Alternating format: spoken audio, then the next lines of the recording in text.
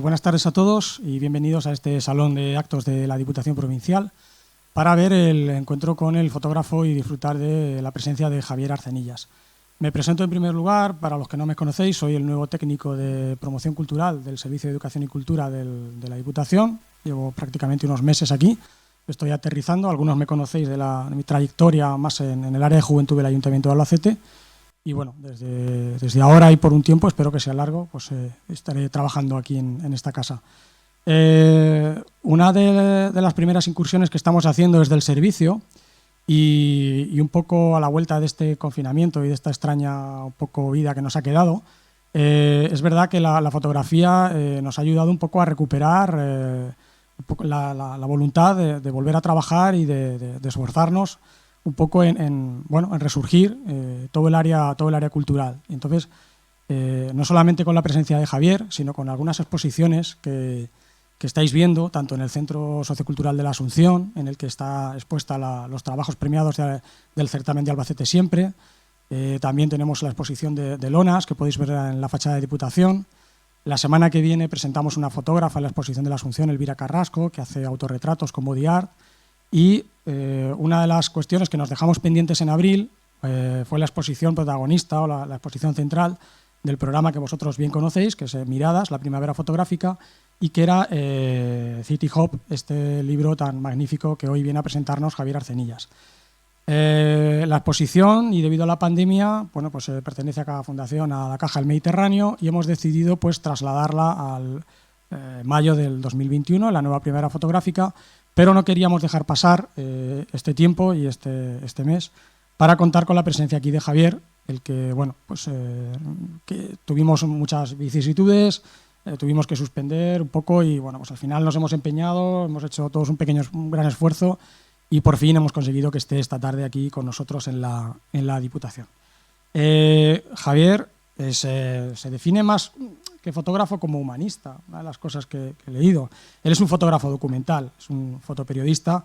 Él es, digamos que, psicólogo, licenciado en psicología, y alguna sorpresa más que los contará, porque va a contar también su trayectoria y cómo llega a este mundo de la fotografía. Pero además de todo es profesor de fotografía documental en la Escuela Pica de Foto España, otro también de los proyectos que hemos iniciado este año desde mi balcón, este verano, y que seguramente algunos de vosotros participáis y cuyas lonas están ahora rotando por la provincia. Bueno, y entre muchas cosas ha ganado más de 100 premios internacionales. Yo aquí voy a nombrar solo unos poquitos que también tenéis en la tarjeta, que podríamos destacar: el Kodak Young Photographer, el European Social Fund Grant, el tercer premio Fotopress, Luis Baltueña, Médicos del Mundo, y recientemente pues el WordPress Photo, ¿no?, de los premios más afamados de fotografía. Reportajes suyos se pueden ver en el Time, The Spiegel, El País, El Mundo, National Geographic, Le Monde. Se puede ver mucha obra suya y mucho trabajo suyo ahora mismo a nivel mundial. Tiene 4 libros publicados, uno de ellos está aquí, que es el que nos va a hacer hoy muchas referencias, que es City Hop. También está Welcome, Sicarios, UFO Experience. Él a lo largo de los años ha hecho proyectos sobre Latinoamérica, uno de cuyos trabajos está aquí, es el que vamos a ver en la próxima exposición en Miradas 2021, y además ha recibido algún premio también de la Fundación Doñana a nivel medioambiental.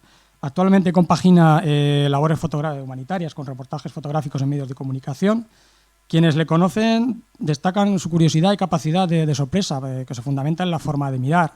Yo le he conocido hoy y la verdad es que he disfrutado mucho esta mañana en la Escuela de Artes, también los chicos, que alguno de ellos hoy repite aquí con nosotros, de su charla, de todo lo que nos ha contado, y además le agradezco bueno, pues esa faceta que nos ha facilitado realmente las cosas para venir aquí. No nos ha puesto ningún problema, todo han sido facilidades para que él estuviera hoy aquí con nosotros, a pesar de las dificultades y a pesar de que viene de Madrid, de Alcobendas, lugar que también, como sabéis, pues está en una situación bastante compleja.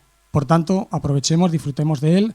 Hoy iniciamos una nueva herramienta, un nuevo recurso también desde el servicio, que es la emisión en streaming. Sabéis que el aforo estaba solo permitido para 50 personas. Hemos aprovechado, vamos a grabar y a editar también la charla de hoy, y luego pues se va a ver un poco empaquetada, enlatada en la web del Servicio de Educación y Cultura de la Diputación Provincial. Sin más, yo paso a presentar a Javier Arcenillas y a disfrutar de esta tarde de él. Muchas gracias.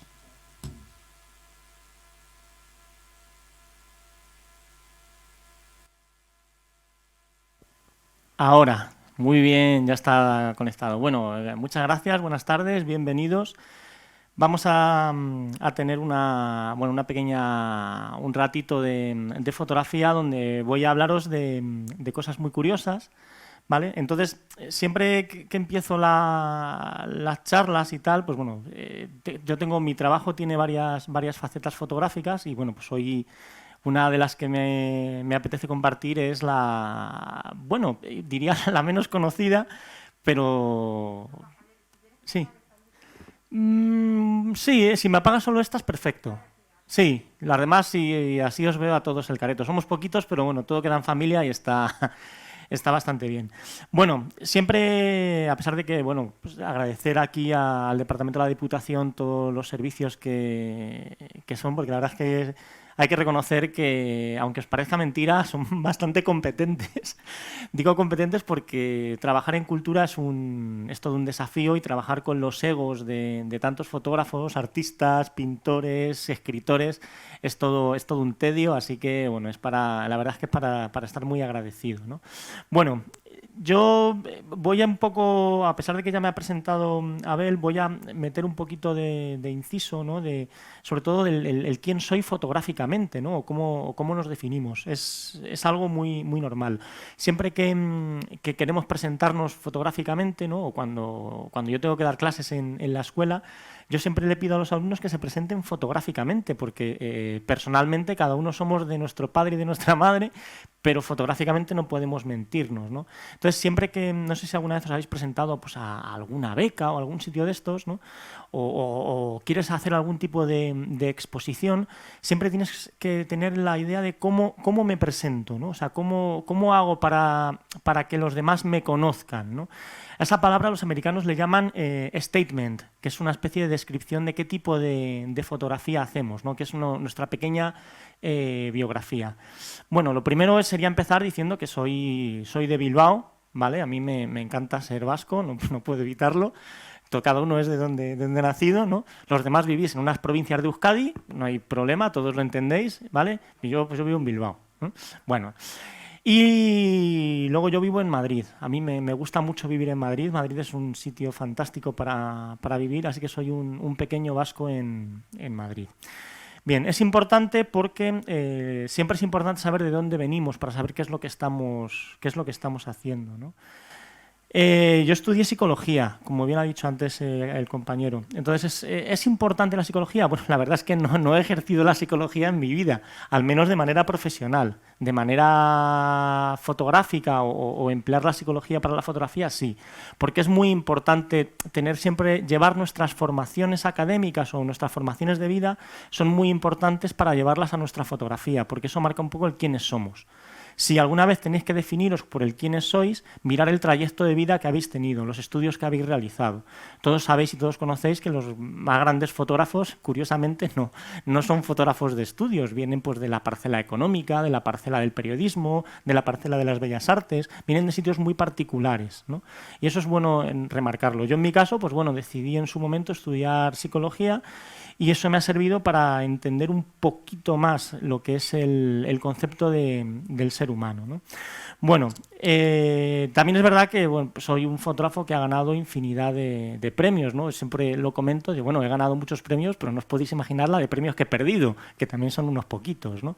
Lo digo para que en el caso de que alguna vez vosotros estéis optando por presentaros a premios, becas, a convocatorias, que es una forma muy estupenda bueno, pues de tantear un poco el tipo de fotografía que tenéis, debéis de saber que la gran mayoría de fotógrafos ganan muchos premios y también los pierden. Es decir, lo normal siempre en este tipo de cosas es que yo gano uno y luego pierdo y luego pierdo y luego pierdo y luego pierdo y luego pierdo y luego pierdo y luego pierdo y luego a lo mejor en otro momento ganas otra vez, ¿no? Pero vamos, que nadie se lleve a desilusiones. Los premios siempre suelen ser tal cual. Bueno, hoy quería hablaros un poco de un tipo de fotografía que es la fotografía imaginativa, que es el documental imaginativo. Yo soy fotoperiodista, pero de un tiempo a esta parte, más o menos desde hace exactamente unos 12 años, mi concepto fotográfico bueno, fue variando. Un poco está el tipo de fotografía con el que yo he vivido, con el que yo he tenido que trabajar, que es el fotoperiodismo, que es el reportaje donde están los sicarios, donde está la violencia, refugiados, en fin, un cierto tipo de fotografía que es muy directa, y luego está otro tipo de fotografía que es mucho más imaginativa, otro tipo de documentalismo, ¿no? Que es un poco más interesante y que es del que hoy quiero hablaros para que disfrutéis de él. Bien, es verdad que mientras esté dando estas pautas tendremos un turno de preguntas, pero si en algún momento a alguien se le ocurre plantear una cuestión de cualquier trabajo, apuntarla y luego preguntármelo, porque, en fin, que no os lo guardéis. Yo estoy aquí para abrirme a vosotros y bueno, no solamente es enseñar mi trabajo, sino también, si puede ser, pues que aprendamos todos hoy un poquito, ¿no? Bueno, para llegar a estas conclusiones voy a empezar enseñándoos un trabajo que fue el inicio de un proceso fotográfico que, bueno, pues que afortunadamente me siento muy orgulloso de, bueno, pues de haber empezado, ¿no? Que es este proceso fotográfico creativo. Ese trabajo no era otro que Ufopresencias. ¿Vale? Y diréis, joder, Ufopresencias, pero ¿esto qué coño tiene que ver con el fotoperiodismo y con todo este tipo de cosas? Bueno, es muy importante porque los fotógrafos, en este caso, pueden seguir muchas líneas creativas, pueden tener un proyecto lineal. Todos conocéis, por ejemplo, el trabajo de Cristina García Rodero, ¿no? Que también es manchega y que es una fotógrafa que supera la excelencia. Ella tiene un trabajo lineal, su tipo de fotografía es un tipo de reportaje de fotografía formal y lleva haciendo ese tipo de fotografía desde los años 70, ¿no? Y es magnífico. Pero hay otros fotógrafos en los cuales en algún momento decidimos que nuestra fotografía tiene que cambiar. No es solamente con lo que nos ganamos la vida, sino que queremos ser un poquito más creativos, ir un poquito más allá. No quiere decir que abandonemos una fotografía, quiere decir que nuestro camino va a tornar en varios segmentos.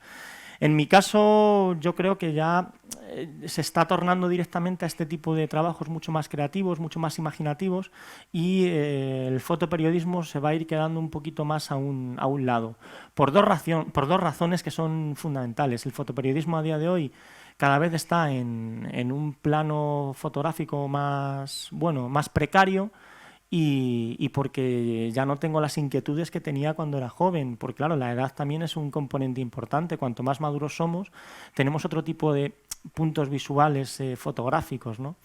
Entonces mi fotografía está muy enfocada a lo que se llama la psicosociología, que no es otra cosa que, bueno, es un componente en el cual se enfrenta la fotografía, que son entre la verdad y la imaginación, o entre lo que podríamos llamar como fotografía creativa. Para ello, mi trabajo se divide en esos ensayos documentales, también conocidos como documentalismo emocional, que son pues, todo este tipo de fotografías de violencia, y luego están lo que se llama el ensayo narrativo documental, que es lo que os voy a enseñar ahora, en el cual todo el proceso fotográfico varía.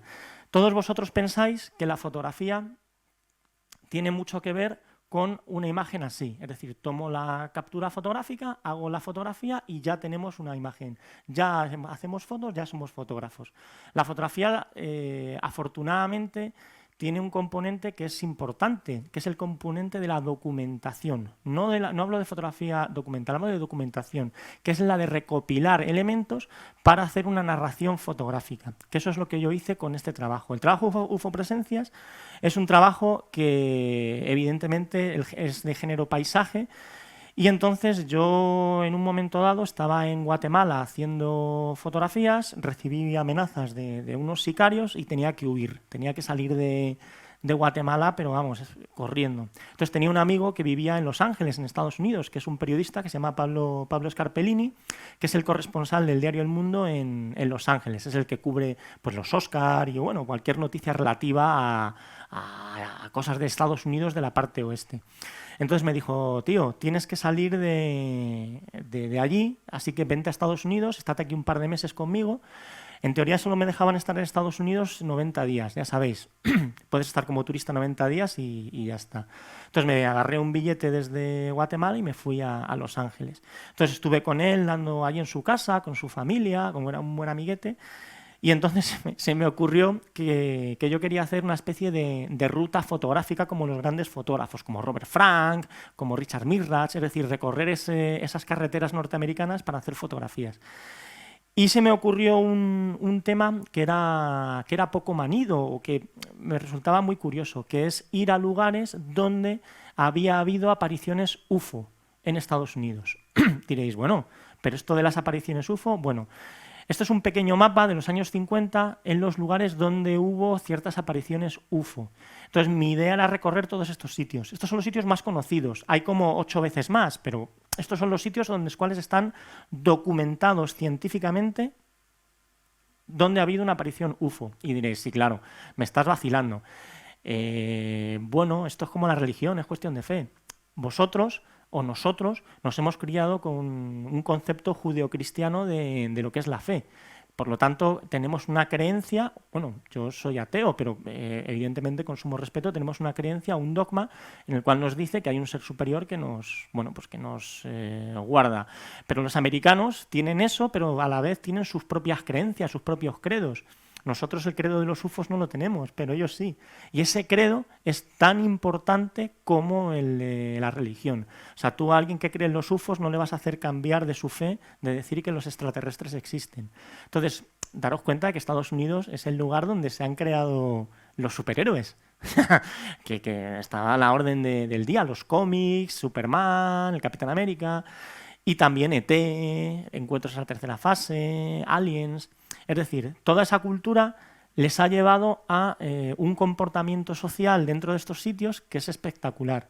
Entonces yo agarré desde Los Ángeles un coche con la que entonces era mi compañera que vino conmigo, que también es fotógrafa, y entre los dos recorrimos bueno, pues dos sectores muy interesantes de lo que era ese Estados Unidos. Ella hizo un trabajo sobre Pop Totem, que era un trabajo sobre los sitios donde están las cosas más grandes, que es muy curioso también, ¿no? En Estados Unidos siempre hay una ciudad que tiene el ovillo más grande, el zapato más grande, el quitasueños más grande. Bueno, es una curiosidad. Entonces yo me centraba haciendo carretera en los lugares donde había habido un encuentro UFO. Claro, hay cientos, pero no os podéis ni imaginar, cientos. Y cada vez que llegabas al lugar y preguntabas a los lugareños, te contaban cada uno sus historias, sus milongas. Bueno, a todo ello nació el proyecto UFO Presencias, que es el que os estoy enseñando. Entonces, el proyecto era muy curioso. Ahora os estoy enseñando solamente esa parcela en la cual estáis viendo la parte fotográfica, ¿no? Que es la parte de la toma. En este tipo de trabajo documental, la toma fotográfica ocupa o solo alberga solamente un 50% del trabajo. ¿Qué es el 50% del trabajo? El 50% del trabajo es ir a tomar fotografías. No es ni de coña el más pesado. Luego viene lo que sería el proyecto de investigación, que es el proyecto que te lleva, que se hace al inicio y un poco al medio, que es en el que nosotros decidimos dónde vamos a ir, cómo vamos a ir, en fin, hacemos un poco una trayectoria de todo ello. ¿Por qué hice este trabajo? Bueno, lo hice básicamente porque yo estoy muy enamorado del paisaje americano del New Color. El New Color son una serie de fotógrafos norteamericanos que revolucionaron la fotografía. Pues entre ellos dos de los tipos que más me gustan, que se llaman, uno es Richard Milrach, que es uno de los grandes paisajistas fotográficos norteamericanos, un auténtico tótem fotográfico. Y bueno, luego hay otros muchos más, ¿no? Por no decirles a todos que sería, pues entre ellos el segundo sería Stephen Shore, que es un fotógrafo brutal también para mí. Entonces, en ese concepto fotográfico del paisaje, yo lo que hice fue, me llevé una cámara técnica para hacer las fotografías, pero al final ninguna de esas fotos llegaron a salir, es decir, no me convencían. Ir con una cámara técnica es un tedio, es una cámara que es enorme, tienes que meterte el fuelle por detrás, en fin, lo que quise hacer no me salió.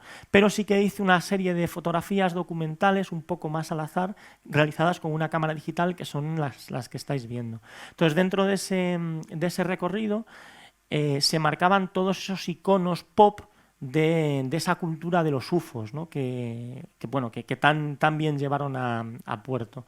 Entonces, haciendo el recorrido, nos dábamos cuenta, bueno, yo sobre todo me daba cuenta, de que esa cultura estaba muy arraigada. Cada lugar que nos encontrábamos en este sitio daba pie a un paisaje que era estratosférico, un paisaje donde evidentemente tú mismo te empiezas a creer que lo que hay aquí es un territorio UFO. Cualquiera diría, joder, ¿qué pasa? ¿Que este territorio tiene energía? Pues, hombre, energía no lo sé, pero lo que sí que tiene es mucha magia fotográfica. Además, a día de hoy, este tipo de cultura fotográfica está muy imbuida por ese tipo de películas tipo road movie. Es decir, la cultura americana la tenemos muy presente por todas las películas que vamos viendo, ¿no? Bien, el trabajo era una quimera, era lanzarse a la carretera, salir con la cámara y fotografiar. ¿Qué es lo que tienen este tipo de trabajos que nos vienen muy a cuenta? Bueno, son trabajos donde lo que importa sobre todo es el contexto imaginativo en el cual metemos el trabajo. ¿Qué quiere decir esto? Lo importante es tener una idea y esa idea es portarla. Hay una máxima dentro de la fotografía y es que si no tienes un proyecto en fotografía, no tienes nada. Si no tenéis un proyecto con el que argumentar vuestro trabajo, no tenéis nada. Es decir, salir a la calle con una cámara de fotos a hacer fotos no es tener nada, porque a día de hoy estamos inundados por Instagram, redes sociales, por Facebook, por nuestra propia página web. Si nos metemos en Google, tenemos todo bañado con imágenes y esa no es la idea. La idea es exportar algo. ¿Cómo sería el ejemplo? El ejemplo es como cuando vamos a comprar un libro. Yo cuando voy a comprar un libro, compro un libro en función de la temática que tiene. Nos gustará la novela histórica, nos gustarán los libros de, pues yo qué sé, pues de Corín Tellado, ¿no? Románticos, nos pueden gustar mucha serie de cosas. Pues en fotografía ocurre lo mismo. Necesitamos buscar una temática para poder realizar ese proyecto y exportarlo a los demás, porque al final lo que el espectador quiere ver es una historia, una narrativa, algo que nos lleve a ver la fotografía, algo que nos lleve a ver las imágenes que tenemos delante. Por ello, es muy curioso porque, bueno, esto pertenece a un libro que se llama UFO Presences, que es es el libro que conforma la historia. Y es curioso porque la editorial, cuando lo sacamos, no teníamos muy seguros si el libro iba a tener muchísimo éxito. El libro ha sido un auténtico éxito, no por el tema ventas, sino por la temática a la cual está marcada, ¿no? Es decir, es una temática que al parecer interesa muchísimo. Pasan cosas muy curiosas, ¿no? Por ejemplo, un tipo que compró el libro pensando que iba a ser un libro de cultura ovni, donde vendría información de ovnis, y luego nos llama diciendo que esto es un engaño, que es que aquí no se habla nada de ovnis, que es una tontería. Claro, el tipo no tiene ni idea de que esto es un libro artístico, es un libro de un fotógrafo que ha hecho paisajes UFO, o sea, no tiene ningún sentido de investigación, ¿no? Pero bueno, son cosas que ocurren. Si os dais cuenta, vas caminando y te vas encontrando este tipo de cosas. ¿Qué ocurre? Que es que esa cultura está muy marcada, que todos habéis oído hablar del Área 51 por las películas, ¿no? O de Roswell, ¿no? Con el marciano. Pues es muy normal encontrar estos sitios. Cuando yo fui al Área 51, claro, el Área 51 es, para que os hagáis una idea, como todo Extremadura. O sea, recorrerse el Área 51 es recorrerse, bordear Extremadura. O sea, tardas un día entero en recorrerte el Área 51.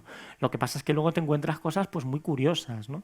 Y eso es una maravilla. Pues te encuentras a Snoopy en un cohete, o pues un rayo, o a esa carretera que los americanos le llaman la Extraterrestrial Highway, que es una carretera que, bueno, podéis ir allí y es una maravilla, que es esta carretera que tenéis aquí, es conducir a través de la nada muchísimo tiempo.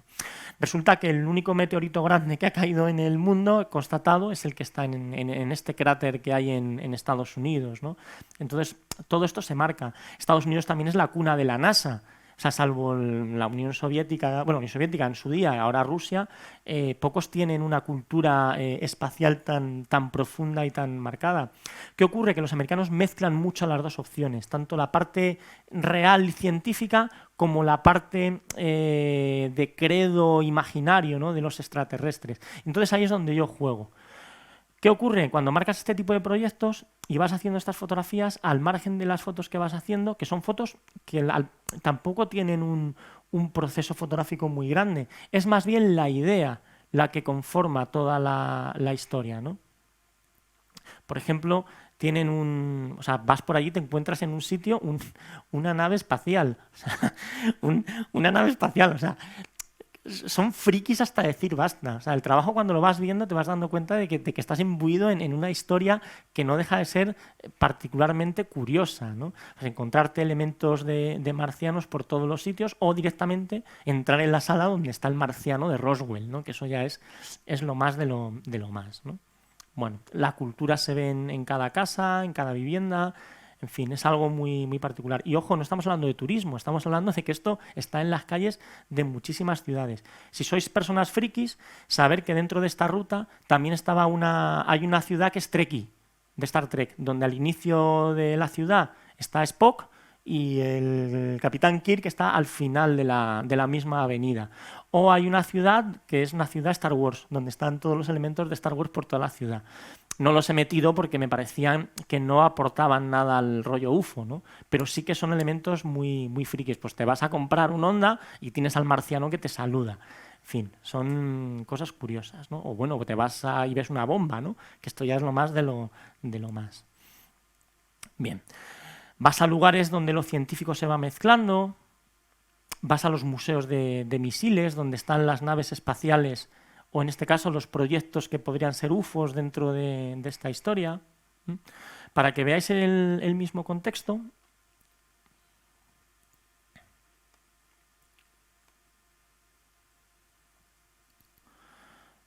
esto sería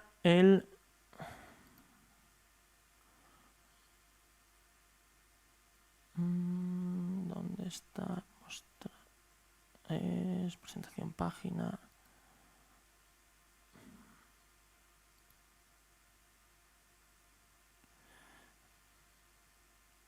¿Dónde está portada? Uy, aquí no me viene para mostrar portada en vista 2 páginas. Aquí está. Y esto... Bueno, lo podemos ver así, más o menos para que sea... Bueno, este es el concepto del libro. Para que veáis lo que... Jolines, lo siento, no domino el espacio... Vale.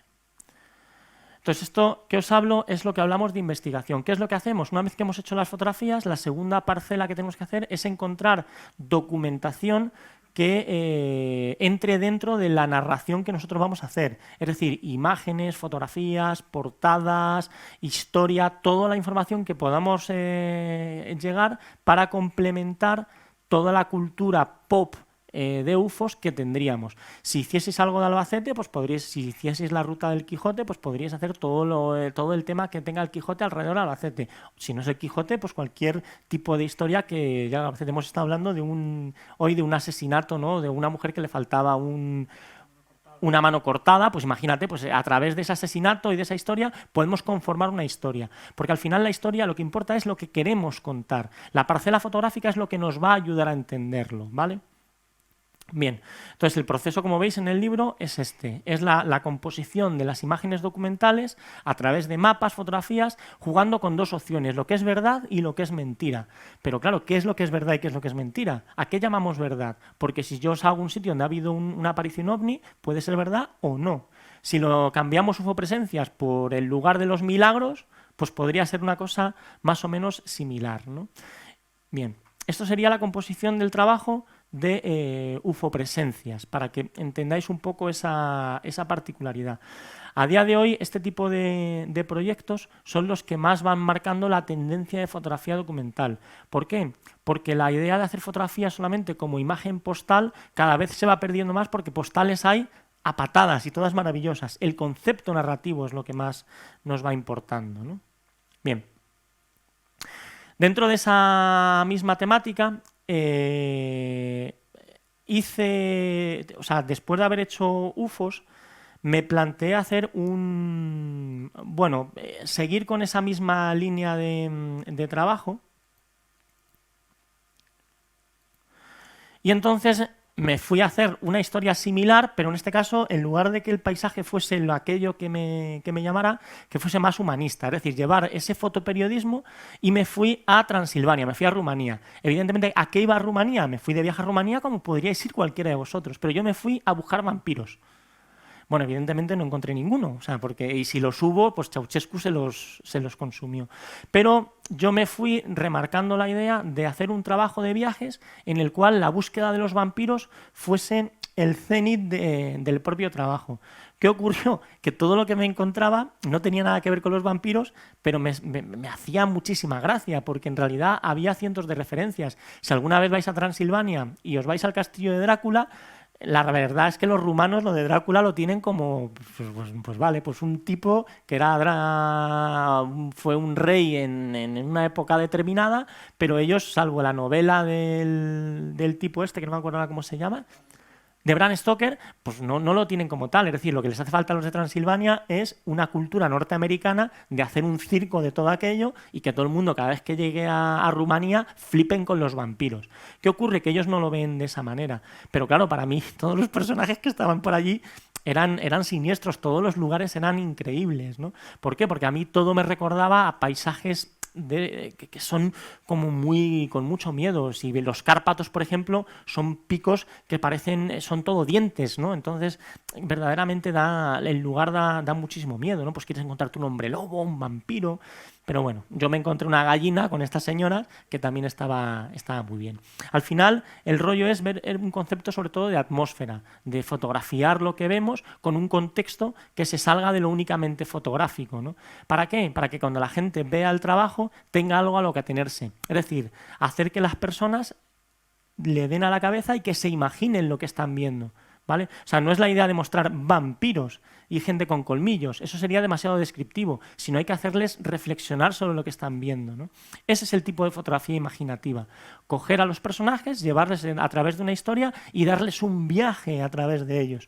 Unas veces nos funciona más y otras veces pues nos funciona menos, pero al final el resultado fotográfico siempre queda ahí, lugares, atmósferas, personajes que al final nos llevan o nos conducen a unos lugares donde en algún momento pues bueno, pues allí había efectivamente pues vampiros, ¿no? Diréis, joder, no sale ni un vampiro, ya, es que esa es la idea. La idea es buscarlo sin que necesariamente tengan que salir, ¿no? Bien. ¿Qué ocurría? Que seguíamos bueno, pues un poco con esa misma idea.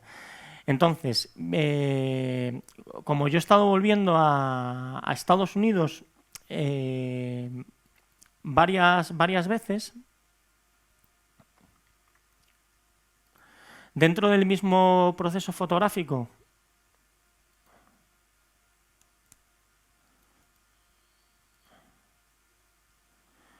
que estuve haciendo, yo estuve en un sitio en Estados Unidos que se llama el Trinity Sites. Diréis, ¿qué es el Trinity Sites? El Trinity Sites es el lugar donde cayó la bomba atómica. Es un sitio donde se abre una vez al año y va infinidad de frikis al lugar donde cae la bomba atómica y cogen piedrecitas, en fin, luego eso tiene ya menos radiación que nada, pero es un lugar mítico.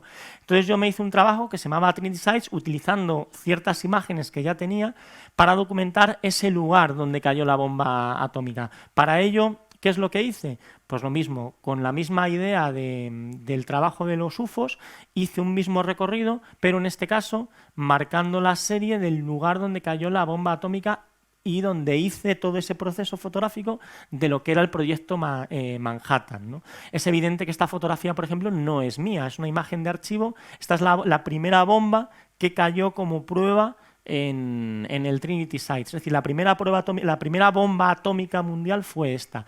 ¿Qué pasa? Yo he cogido esta imagen como archivo, como es una imagen que está libre de derechos, y la meto dentro de mi proyecto fotográfico, que la voy mezclando con los lugares donde presumiblemente ha caído. Bueno, este es el Trinity Sites. Aquí es donde cayó la bomba atómica. Entonces luego hay imágenes que pueden ser mías o no pueden ser mías. Es decir, se van mezclando algunas. Bueno, algunas son evidentes. O sea, yo no he estado en los años 50 haciendo a todos estos tipos, porque no tendría ningún sentido. Bien, ese tipo de documentación es algo que ahora se está haciendo muchísimo. ¿Para qué? Para que la fotografía tenga ese concepto narrativo fotográfico, que es tan importante, ¿no? Aquí es donde se hacen las primeras pruebas atómicas. Entonces vamos cogiendo unas fotos u otras, y a partir de ahí es como hacemos el contexto. Bien.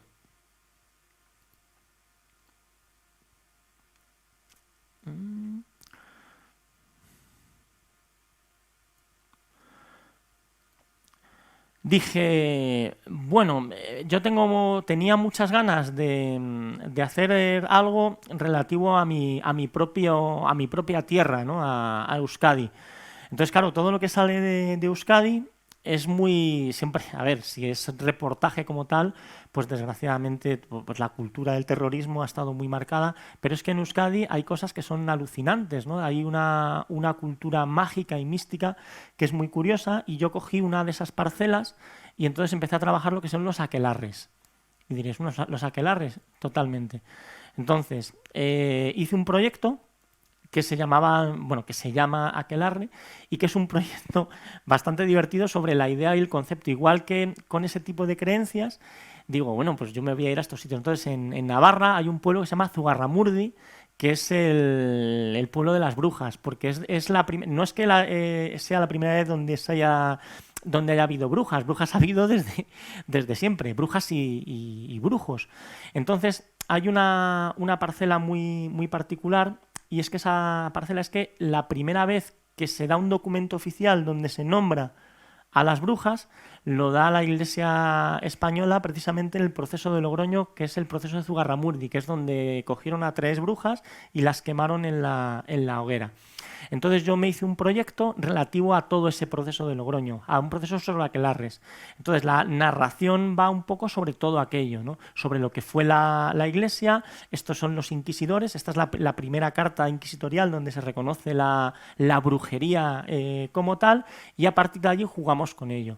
¿Cómo jugamos? La gran mayoría de imágenes son mías, pero en este caso juego con imágenes del lugar y de otros sitios que juegan con ese proceso, ¿no? Ese proceso del fuego, ese proceso de la magia, de los aquelarres. Jugamos un poco con la narración visual. Esto que estáis viendo es el contexto que está sacado de la maqueta del libro, que es la que, bueno, pues en este caso es un libro que es un proyecto de maqueta, que ya veremos cuando sale. Y juego un poco con diferentes disciplinas. Era la primera vez que mezclaba en un proyecto blanco y negro y color para darle mucha más vidilla a la idea. ¿Qué es lo que haces con este tipo de circunstancias? Lo que haces es darle imaginación, coger imágenes, llevarlas a tu terreno creativo y a partir de aquí conformar una historia. Esto es Zugarramurdi. Encontrarme aquí un cuerno de como si fuese el propio diablo me parecía divertidísimo, ¿no? Dentro de Zugarramurdi. Los personajes, todo lo que vamos viendo por delante. Esta es la casa de las brujas de Zugarramurdi, que sigue curiosamente en pie. Claro, la mantienen en pie por la propia historia. Es un sitio que, bueno, os recomiendo que vayáis porque para el rollo turístico es bastante interesante. Ya no quiero hablar de los paisajes que hay en Navarra, que es que esos ya dan de comer aparte. ¿Qué es lo que hago? Voy recreando una serie de personajes para dar pie a mi historia. Entonces, dentro del propio lugar hay hasta un museo de la brujería, bueno, cosas que son muy interesantes, y a partir de allí voy conformando la propia historia. Esta es una imagen de las cuevas de las brujas, sentidos, cosas que vamos viendo. Personajes que para mí juegan como si esa historia hubiese pasado en el día de hoy y no hace tantos siglos, ¿no?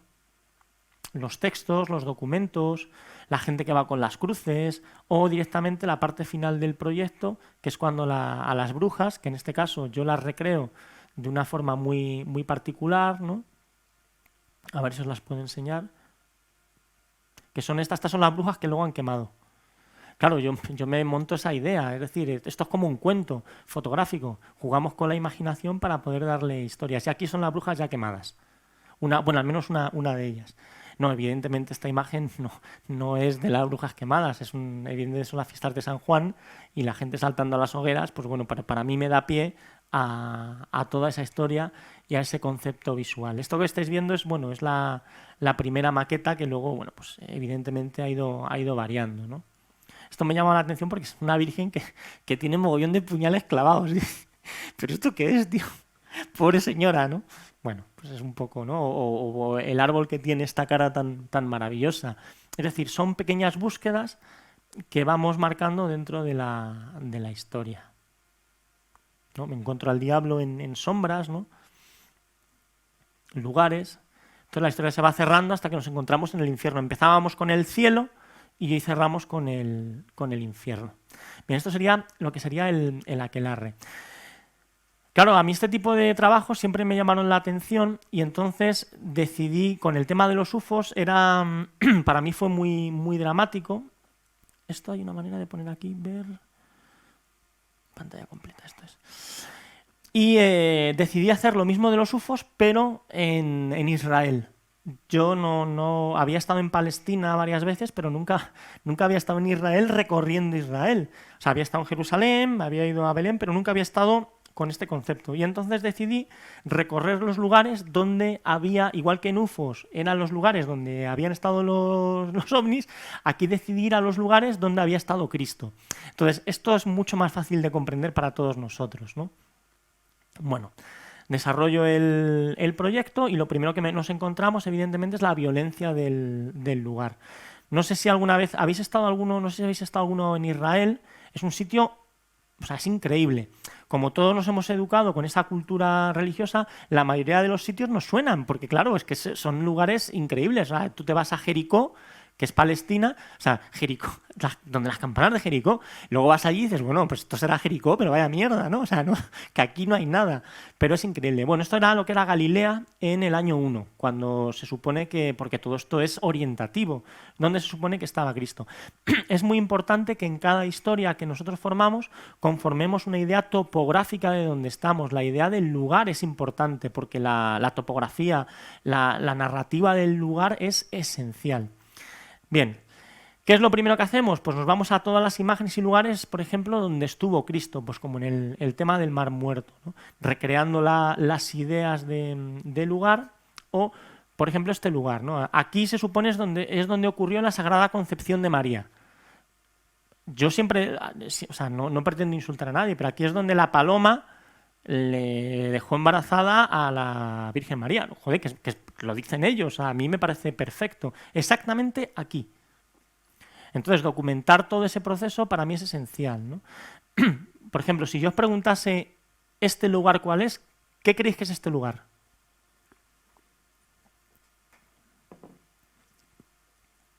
Bueno, pues este lugar no es otro que el Portal de Belén. El de verdad. Que me pareció un alucine ver cómo hacían el Portal de Belén y parecía, o sea, no parecía, era un escenario pop. O sea, aquí podía tocar cualquier grupo. Esta es la capilla la capilla de Belén, tiene otro nombre, pero no me acuerdo cuál era. Entonces, aquí es donde todo esto estamos hablando siempre orientativo. Se supone que aquí es donde el Portal de Belén de todas nuestras Navidades se hizo exactamente en este mismo lugar, que es donde está todo esto, ¿eh? Sí, pero bueno, supone que la cueva es la parte de abajo, que es la parte del refugio, pero la parte donde van los Reyes Magos y toda la ley, porque eso al final no se sabe si es verdad o no, es una leyenda que te ofrece la propia Biblia, habla como algo que pudo ser, ¿no? Pero bueno, ¿qué ocurre? Que para poder hacer el trabajo tuve que hacer una acopio de algo que no había hecho en mi vida, que es coger la Biblia. No la leí entera, pero evidentemente tuve que leerme ciertos pasajes para poder entender los lugares donde había estado Jesús. Es decir, coger los lugares donde estuvo Cristo, no Cristo de niño, sino ya toda la idea del cristianismo y jugar con ello. Cristo nació aquí. Ya lo sé, es un alucine. Lo pregunté por activa y por pasiva. Había musulmanes, cristianos, judíos, de verdad, y todos me dijeron que Cristo nació aquí, tal cual. Pues sí, pues esto es lo que hay. Yo alucinaba. Entonces, en este proyecto tiene también una parcela de vídeo donde se ve que hay gente que dice que este es el lugar donde se supone que Cristo nació. O sea, esto es Nazaret, pero no Nazaret ciudad, el lugar donde se supone que la familia de José tenía la carpintería y donde se supone que nació Jesús. Bien, el recorrido lo que hace es marcar sobre líneas, en este caso, tanto de paisaje como retrato, como, bueno, como lo que se llama ahora mismo un nuevo documental, que es paisaje, retrato, detalle, una radiografía de estos lugares donde Cristo participó, ¿no?, dentro de ello. Bien, es verdad que descubrí cosas muy emocionantes dentro del proyecto, como por ejemplo algo que yo no sabía, y es que el cristianismo evidentemente es judío y tal, pero la primera iglesia cristiana es armenia. Es decir, el cristianismo armenio es el primer cristianismo que conocemos y es maravilloso, porque yo evidentemente he estado en muchas misas, porque claro, yo no soy católico, pero evidentemente, o sea, vivo en España. Y he de deciros que me enamoré de una misa armenia. Es una misa que se hace cantando, no he visto nunca nada más precioso, y recuerdo entrar, estaba bastante cansado, esto es en Jerusalén. Jerusalén, hay una parcela de Jerusalén que es de los armenios. Me senté, me tumbé y me puse a llorar como un niño pequeño, de lo emocionado que estaba. Era tan precioso, pero una cosa como cuando vais a Silos. Si vais a Silos, como cantan, o sea, es una cosa que es una preciosidad. Y recuerdo que me llegaron unas señoras que si me encontraba bien, claro, o sea, ¿a ti te ocurre algo de verdad? Que, no, y llegó un hombre que hablaba inglés, me preguntó si necesitaba algo y le dije, no, es que estoy emocionado. Y le dije, no os importa si me quedo aquí escuchando. Y dice, hijo, esta es tu casa, puedes quedarte el tiempo que quieras, disfruta, si quieres dormirte. Yo estaba alucinado, estuve allí como 40, 50 minutos, coloqué el teléfono para grabar, grabé toda la misa cantada, o sea, no he visto algo precioso. O sea, es decir, yo no estoy dotado con la fe cristiana, evidentemente, no tengo esa suerte, pero reconozco que hacía tiempo que no escuchaba algo tan hermoso en un sitio cantado por gente normal y corriente. Fue maravilloso. Eso hizo que luego fuese a Armenia a hacer otro trabajo que ahora os voy a enseñar, y os diré por qué fui a Armenia, porque Armenia tiene una cultura muy curiosa. Aquí es donde Jesús se encontró por primera vez con el diablo. Pues lo sé, yo qué sé, estos son los lugares que he ido marcándose, ¿no? Y luego la idea de los que son los romanos actualmente, ¿no? Que curiosamente ahora los romanos son justamente los propios judíos que hay en Israel, que lo que están haciendo es, pues las cosas claras, están oprimiendo al pueblo palestino. No todos, no se puede pluralizar evidentemente, pero es una realidad que hay que tener en cuenta, ¿no? Bien. Tenemos evidentemente aquí el dibujo de Banksy, que para mí es esencial en Belén. La verdad es que yo creo que todo el mundo debería ir a Tierra Santa, porque es un lugar, ese lugar sí que es verdaderamente enigmático. Así como en Estados Unidos el tema de los UFOs, yo no tuve ningún tipo de energía ni nada, no sentía nada. Sí que es verdad que en este lugar yo creo que era más por respeto. Sentía que había algo algo especial en el propio lugar. No sé si es por el territorio. Los fotógrafos además tendemos a tener un sentido sensorial de las cosas, sobre todo por el tema de la luz, y es muy importante el vivirlo. Yo lo capté. Bueno, yo capté a Cristo, como podéis ver. Estaba aquí crucificado en medio de la playa. Vaya suerte que tuve. Lo que pasa es que intenté hacerlo un poquito más de cerca, pero cuando más me acercaba, luego se dio cuenta, me miró como diciendo, ¿qué haces, tío? Y ya pues me tuve que desplegar y a un lado, ¡joder, qué bonito es todo esto! ¡Qué luz, madre mía! Bueno, me hice el loco, que es algo que se me da bastante bien, ¿no? Bien, bueno, estos son los Reyes Magos actuales, los camellos que siguen sobreviviendo por allí. Bueno, esto es increíble porque este es un lugar de oración. No es coña, es un lugar de oración. Lo que pasa es que, claro, cada uno lo ora como buenamente quiere, pero es la verdad. Estaba el váter y luego al lado hay un sitio, un depositario donde van a rezar. Estaban juntos. No me digáis el por qué, pero a mí me llamó la atención que el váter sea un lugar de oración, porque es la verdad, es nuestro gran lugar de oración. Cuando todos vamos a hacer nuestras necesidades, pues oramos es una auténtica bendición, ¿no? Una alegría. Bueno. El proyecto, bueno, estuvo muy bien. La verdad es que no tuve muchos problemas para fotografiar. También son fotografías muy, muy lights. Pero bueno, siempre te puedes encontrar cualquier cosita, ¿no? Bueno, pues te encuentras árabes. Para diferenciar una cosa, hay que diferenciar mucho entre lo que son árabes y musulmanes, que no es lo mismo. Es decir, árabe es un pueblo, musulmán es una religión. O sea, hay árabes que son cristianos, y hay que tenerlo en cuenta. Incluso hay algún árabe que es judío. Entonces tengamos que tener la particularidad como tal. Digo esto porque para los musulmanes Jesús también es un profeta. No es el profeta, pero es un profeta. Es decir, le tienen bastante respeto. Se piensa que no, pero es la realidad. Para un musulmán, Cristo fue un profeta muy interesante para ellos. Lo que pasa es que para ellos su profeta es Mahoma. Tienen, bueno, otra forma de ser y de pensar. Claro, yo me encontraba cosas muy curiosas, ¿no? Lo de los muros, todo lo que hay alrededor. En fin, es un sitio muy, muy particular. La Villa Dolorosa, esta es la vía donde Jesús iba en Semana Santa, pues ahí con la cruz a cuestas. No sé, lo cierto es que todo el lugar de Tierra Santa es bastante enigmático y fotográficamente, pues que os voy a contar, es un sitio increíble. Yo además tuve la inmensa suerte de ir en Semana Santa y fue, o sea, la mejor elección que he hecho en mi vida. O sea, me encantó. El problema que tiene Israel es moverse, porque el 85% del país, aunque os parezca de coña, no se puede recorrer. El 85% del país es zona militar y el otro 15% son las ciudades y las carreteras que van de un camino a otro. Bueno, es un poco lo que hay. Ese precio tienes que pagarlo. Si quieres pasar a la zona militar, pues evidentemente están todos los militares que te pillan y claro, ellos viven en zona... Tierra Santa, desgraciadamente, es una zona de guerra, pero bueno.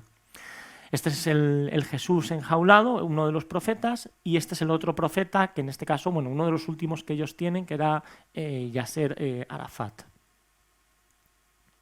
Bueno, aquí es donde crucificaron a Cristo,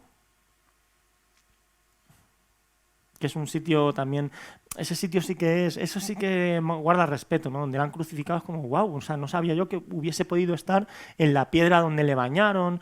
Bueno, esas leyendas al final, pues todos las guardamos como los cuentos que te cuenta la abuela, con muchísimo respeto, ¿no? Porque no, bueno, no olvidemos que en este caso, a pesar de que la religión no es perfecta, se merece toda nuestra atención, ¿no? Bueno, este es el Monte de los Olivos, que me quedé flipado porque me descubrí que el Monte de los Olivos no tiene olivos. Bueno, pues, ¿qué le vamos a hacer? Pero bueno. Este es el otro lugar de oración. El váter estaba justo en la parte izquierda de la imagen. Curiosísimo el sitio. Luego, para acceder en Tierra Santa, Jerusalén, a todos los lugares de culto, en este caso, las mujeres, desgraciadamente, pues lo tenéis jodido porque, bueno, es una sociedad machista y las zonas religiosas para mujeres están completamente capadas. Pues lo siento, es un poco lo que hay. En cambio, yo, pues no sé muy bien por qué, entré en todos los sitios, luego este tío me echó, ¿pero qué haces hasta aquí, hombre? Y yo, pues, fotos, turista.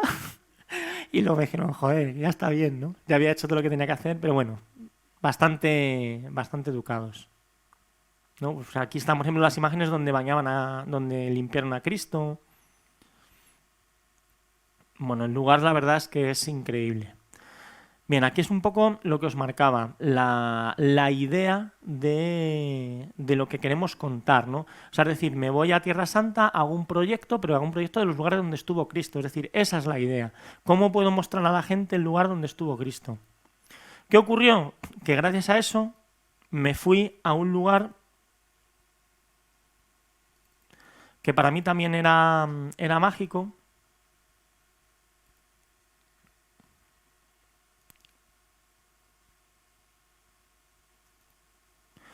Y en este caso me fui a Armenia. ¿Por qué me fui a Armenia? Bueno, básicamente porque el Arca de Noé está entre Turquía y Armenia y es muy curioso, es muy divertido ver, o sea, el lugar donde estaba el Arca de Noé. Bueno, es para mearse de risa. Bueno, Armenia es un sitio que a mí me encanta.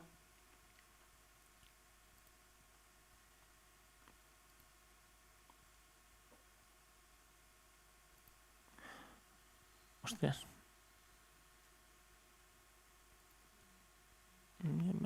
Bueno, os lo enseño así, es que no me deja coger la doble en pantalla completa. Modo de lectura, ahora, vale. Bueno, ¿y si hago aquí ahora sí? No. Joder, no sé lo que he hecho. Bueno. Bien, esto es Armenia. Armenia es un sitio brutal, recomendable también que vayáis. Bien, aquí dentro de la narrativa empecé a jugar con algo que me gusta mucho y es trabajar con dípticos. que es algo que apoya mucho el concepto visual de los trabajos. Siempre me ha gustado hacer cosas diferentes, nunca me ha gustado demasiado encasillarme en algo muy concreto. Entonces, repetir el trabajo una y otra vez de manera consecutiva, pues al final me llega a aburrir. Entonces, bueno, decidí abordar Armenia a partir de los cuentos pastorales, que son unos cuentos maravillosos del cristianismo armenio que hablan de leyendas y sobre todo hablan de algo que es muy importante, y es que hablan de la luz. El concepto de la luz para los armenios es algo importantísimo y eso me sedujo bastante para poder ir a Armenia. Entonces retraté es un país que no tiene mar, tiene solamente un lago, que es el lago Sevan, y a partir de ese lago decidí conformar una historia. Siempre jugando con el tema dípticos. ¿Cómo juego con el tema dípticos? Evidentemente siempre de forma estética, ¿no? Jugar aquí con la parte de una arquitectura soviética con la parte religiosa, ¿no? Y cómo puedo entrelazarla, jugar con las tuberías, con el retrato del personaje. Luego es muy curioso porque los armenios son unos personajes muy particulares porque son muy toscos, tienen las manos muy grandes, la cara muy, muy dura. Dura me refiero, o sea, son muy recios, ¿no? Muy agresivos, pero es que son como ositos amorosos, son agradables, como siempre pongo el mismo ejemplo, como cuando te vas a un pueblo de cualquier lado y te recibe cualquiera. O sea, no hablan tu idioma y son maravillosos. Yo, no sé, la verdad es que Armenia es uno de esos destinos que me gustó muchísimo el ir. También por el tema del concepto del viaje, coger un coche, hacer kilómetros, buscar la propia historia, ir a un sitio como este y de repente descubrir, porque esto ya era Turquía, que aquí es donde estaba el Arca de Noé. Si es el Monte Ararat, bueno, pues sí, chicos, ¿qué queréis que os diga? El Arca de Noé estuvo aquí. Yo también flipé. Hay una zona que es donde hay una vertiente en modo cuña, que es donde se supone que esa es el Arca de Noé. Mentira, porque el Arca de Noé se supone que era de madera, no era de piedra. Pero bueno, juega todo en torno a las leyendas, lo que creemos, lo que podemos no creer. Pero bueno. Y el trabajo, aquí sí que me gustaba mucho más el compaginar esa idea del retrato fotográfico y meterlo, encapsularlo dentro de la propia fotografía, ¿no? Dentro del propio paisaje. Bueno, al final si hay algo que además tiene Armenia, son gasolineras abandonadas. Mi pareja que venía conmigo de viaje lo pasó un poquito mal porque siempre que se paraba el coche, pues tengo unas 200 gasolineras. Eso en un viaje equivale a unas 170 paradas. O sea, tú imagínate que tienes que hacer 170 paradas con el coche, espera, frenar, coger la cámara, y hacer una foto de la gasolinera. 200 gasolineras abandonadas. No, yo no entiendo en qué pensaban para poder hacerlas, pero bueno, ahí es lo que tienen. Pero bueno, también es dentro de la propia técnica, algo que siempre me gustaba mucho, que me llamaba la atención, que es algo que me gusta hacer, que entra dentro de ese nuevo documentalismo, y es hacer un tipo de fotografía sin ningún tipo de efecto, es decir, una fotografía limpia, una fotografía muy, muy delicada, donde la luz sea la parcela que más domine la imagen. Imágenes que sean perfectamente colgables. Veréis, en fotografía la textura del color o la textura de lo que estamos viendo es muy importante, porque no sé si os habrá pasado alguna vez, pero una imagen demasiado saturada, con un color muy fuerte, mirarla fijamente aguantas muy poquito. Es lo que se llama la psicología del color. Es decir, una imagen que tenga un rojo, el rojo, por ejemplo, dentro de la fotografía, es un color muy vivo, muy fuerte, que te llama mucho la atención. El problema es que es un color que desgasta. ¿Qué quiere decir? Que si tú estás viendo una imagen durante mucho tiempo con un color rojo muy fuerte o un naranja muy fuerte, acabas completamente desgastado. ¿Qué quiere decir? Que ya rechazas esa imagen. Entonces, muchas veces este tipo de imágenes se van plegando mucho para fotógrafos que hacen fotografía de galería, fotografía galerística. Son imágenes que tienen unos tonos demasiado apagados, que vienen sobre todo de una escuela, que es la escuela de Düsseldorf, que es una escuela de paisaje muy importante, y que inundan cientos de museos y galerías. ¿Por qué? Porque este tipo de imágenes son imágenes que visualmente son muy fáciles de ver, son sencillas, son simples y que en cualquier despacho relajan bastante. Una imagen excesivamente contrastada te desgasta y acabas por no querer verla. Eso ocurre muchísimas veces. O sea, yo tengo imágenes de fotógrafos amigos que son muy duras me refiero en cuanto a color o en cuanto a contraste, y que tenerlas enfrente durante un cierto tiempo, terminas, o sea, no puedo seguir viendo al frente porque acabo con dolor de cabeza. De ahí que gran parte de estas imágenes, su concepto fotográfico haya estado a que los tonos sean tonos muy apagados. ¿Para qué? Para que sean fotografías visualmente mucho más agradables. Lo hice en los UFOs, lo hice en Cristoland y lo he hecho también en Sevan. Esto permite que cuando estás viendo la exposición del trabajo te pares muchísimo más tiempo a ver las imágenes, más tiempo del que habitualmente estaríamos acostumbrados a ver una fotografía, porque son imágenes que, evidentemente, como llamo yo, son imágenes más decorativas, o sea, que su proceso visual es mucho más aparente, que es más fácil de ver, no cansa tanto. Yo además, bueno, utilizo una técnica que es muy sencilla, yo la comparto con todo el mundo, a mí compartir la técnica no me es un misterio, o sea, si no lo hago yo, lo hace cualquiera. Y es que lo que hago con las imágenes es subo toda la luminancia y le elimino todo el contraste. Y luego cuando las vuelco a Photoshop, lo que hago es aumento un poquito el contraste por capas en función del tipo de luz que haya dentro de la imagen. Es un método que utilizan muchos fotógrafos, me consta que lo utiliza, por ejemplo, Castro Prieto, que es un auténtico maestro en hacerlo. Yo lo hago bien, él lo hace de manera magistral. Me gustó mucho cómo lo hacía y eso permite que la imagen no esté tan sumamente contrastada, que no sea una imagen violenta. Y es una técnica que es muy, muy sencillita, ¿no? Si ponéis en Google esa técnica, os sale enseguida. O sea, no es una técnica mía, es una técnica que yo he aplicado. Claro, eso me lo lleva a la parcela documental de la historia y hace que el punto de vista sea, bueno, pues mucho más increíble, ¿no?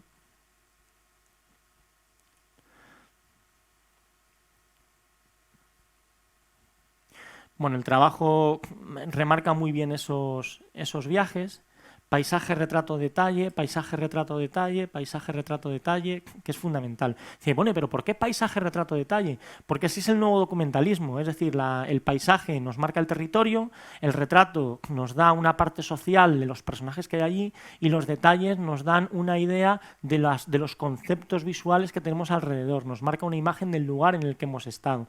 Siempre que salimos a hacer fotos, a veces nos perdemos en retratar demasiado cuando los detalles son muy importantes, qué comen, qué fuman, qué pósters ven, qué cuadros tienen en las paredes, qué se ve por la calle, qué hay en el suelo, ¿no? Así como el paisaje, el lugar y el territorio, que es esencial para comprender los lugares donde estamos. Bueno, este es el proyecto de Sevan.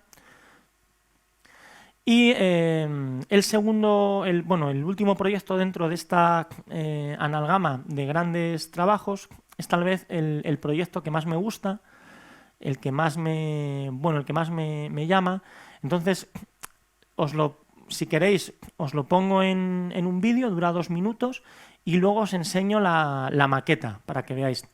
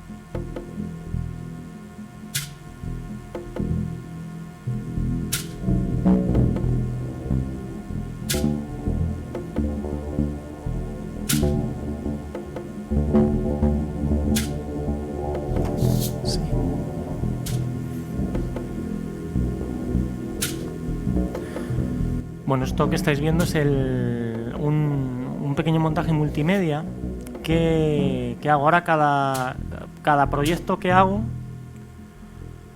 se divide entre lo que llamamos 3 vectores: la parte fotográfica, la parte de fotolibro y la parte audiovisual. Y las 3 son muy importantes porque van a lugares muy diferentes. Bien. Os decía que la idea de por qué os enseño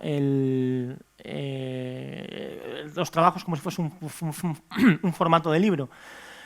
Bueno, tiene su explicación. Lo primero es que el formato libro es el formato ahora mismo por excelencia dentro de la fotografía. He comentado esta mañana que muchos fotógrafos han dejado ya de coleccionar lo que es la parcela fotográfica, lo que es tengo una copia fotográfica de autor, tengo algo. O sea, sí se sigue comprando fotografía, pero ahora lo que más se estila es más tener el concepto de obra, pero de obra entera. Entonces, toda la obra entera que tienen los fotógrafos está siempre enmarcada en un formato de libro.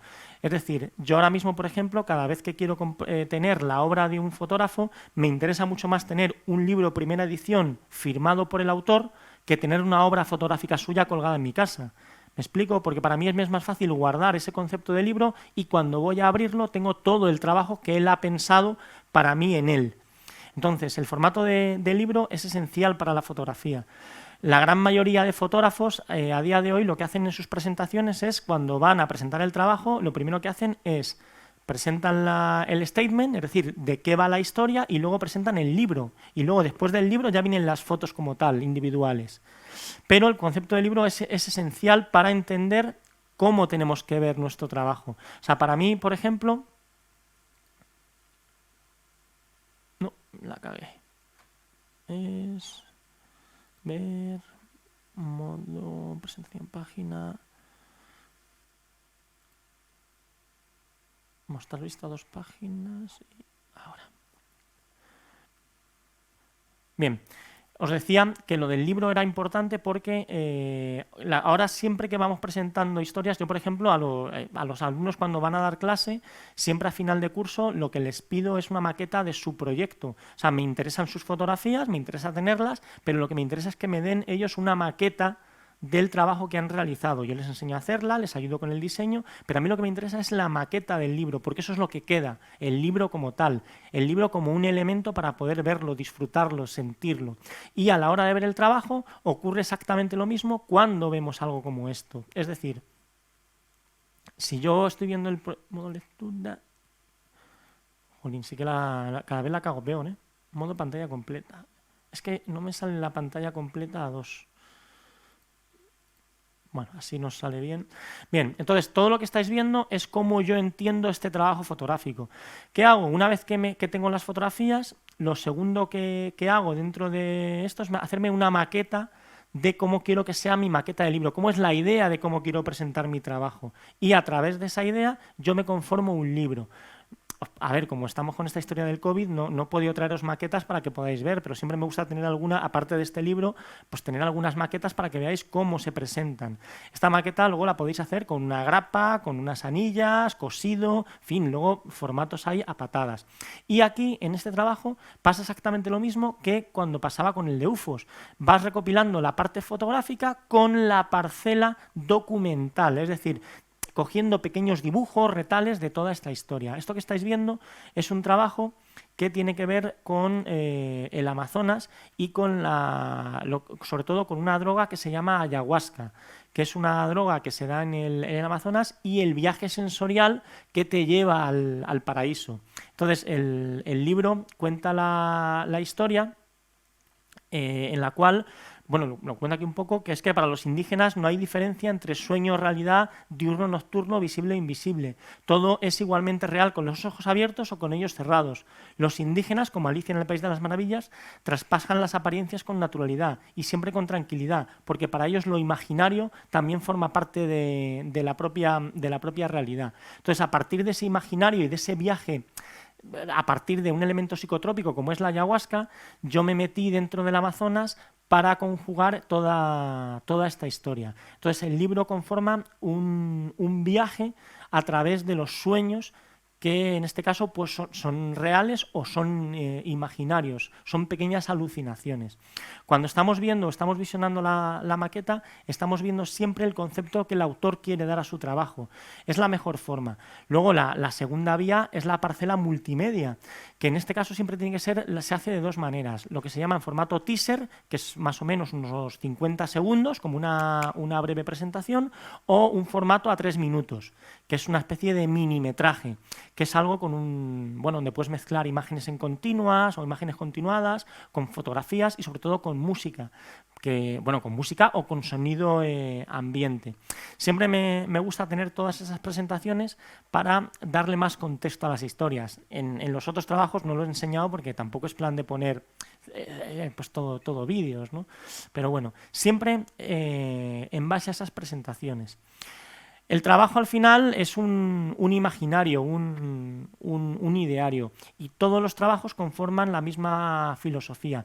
Si os dais cuenta, cada uno de ellos tiene un proceso diferente. Si en los UFOs es el paisaje, en Sevan se mezcla el paisaje con las personas, en Aquelarre es una ilusión o una paranoia completa, y en este trabajo, por ejemplo, sí que se mezcla la parcela documental. ¿Por qué? Porque, por ejemplo, este trabajo sí se ha publicado como reportaje dentro de una publicación, sin paranoias, es decir, hablando exclusivamente de la ayahuasca como una droga psicotrópica que se da en el Amazonas.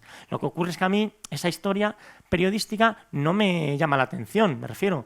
Si es verdad que yo probé la ayahuasca en este sitio, la droga del sapo cambó, es decir, todas las drogas que se hacen en el Amazonas, pero para mí la historia tenía que ser mucho más trascendental. Es decir, yo no iba al Amazonas a hablar de una droga, yo iba a hablar de un viaje, de una prospección, ¿no? de un lugar, de un sitio mágico como tal. Entonces el proyecto, que empezó llamándose AMA y ahora se llama Lágrimas del Edén, desarrolló todo ese tipo de historias, ¿no? Y esto es un poco la maqueta del proyecto. La presentación tiene que ser así. O sea, tiene que darse siempre con este tipo de historias. A mí me gusta siempre presentarlo con maquetas, pero bueno, a veces también es verdad que por la continuidad, si es narrativo, por ejemplo, si yo pongo aquí todo el trabajo de Latinoamérica, que es sobre la violencia en América Latina, es evidente que tendría que haber foto a foto hablando de cada suceso, de cada hecho, ¿no? Ahí el sentido del libro es más relativo, pero en un trabajo como este, donde la imaginación tiene que llegar un poquito más, bueno, pues siempre es mucho más agradable. No sé qué tal vamos de tiempo, ¿queréis...? Vale, entonces, bueno, esto que estáis viendo son esos proyectos en los cuales la magia llena todo el espectro y todo el portal, ¿no? Bueno, aquí tengo algunas, para estos que os he visto antes, para que veáis algunas de las gasolineras que hay abandonadas, que aquí hay un pequeño resumen de unas 12, pero os juro que es que hay a patadas. Bueno, son pequeñas series. Bien. Para que veáis ese concepto de vídeos,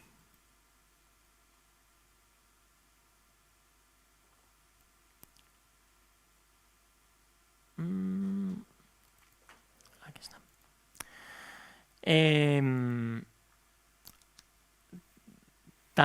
También, o bueno, a mí me gusta pensar que también, a ver, aquí está bien. Ver, modo lectura.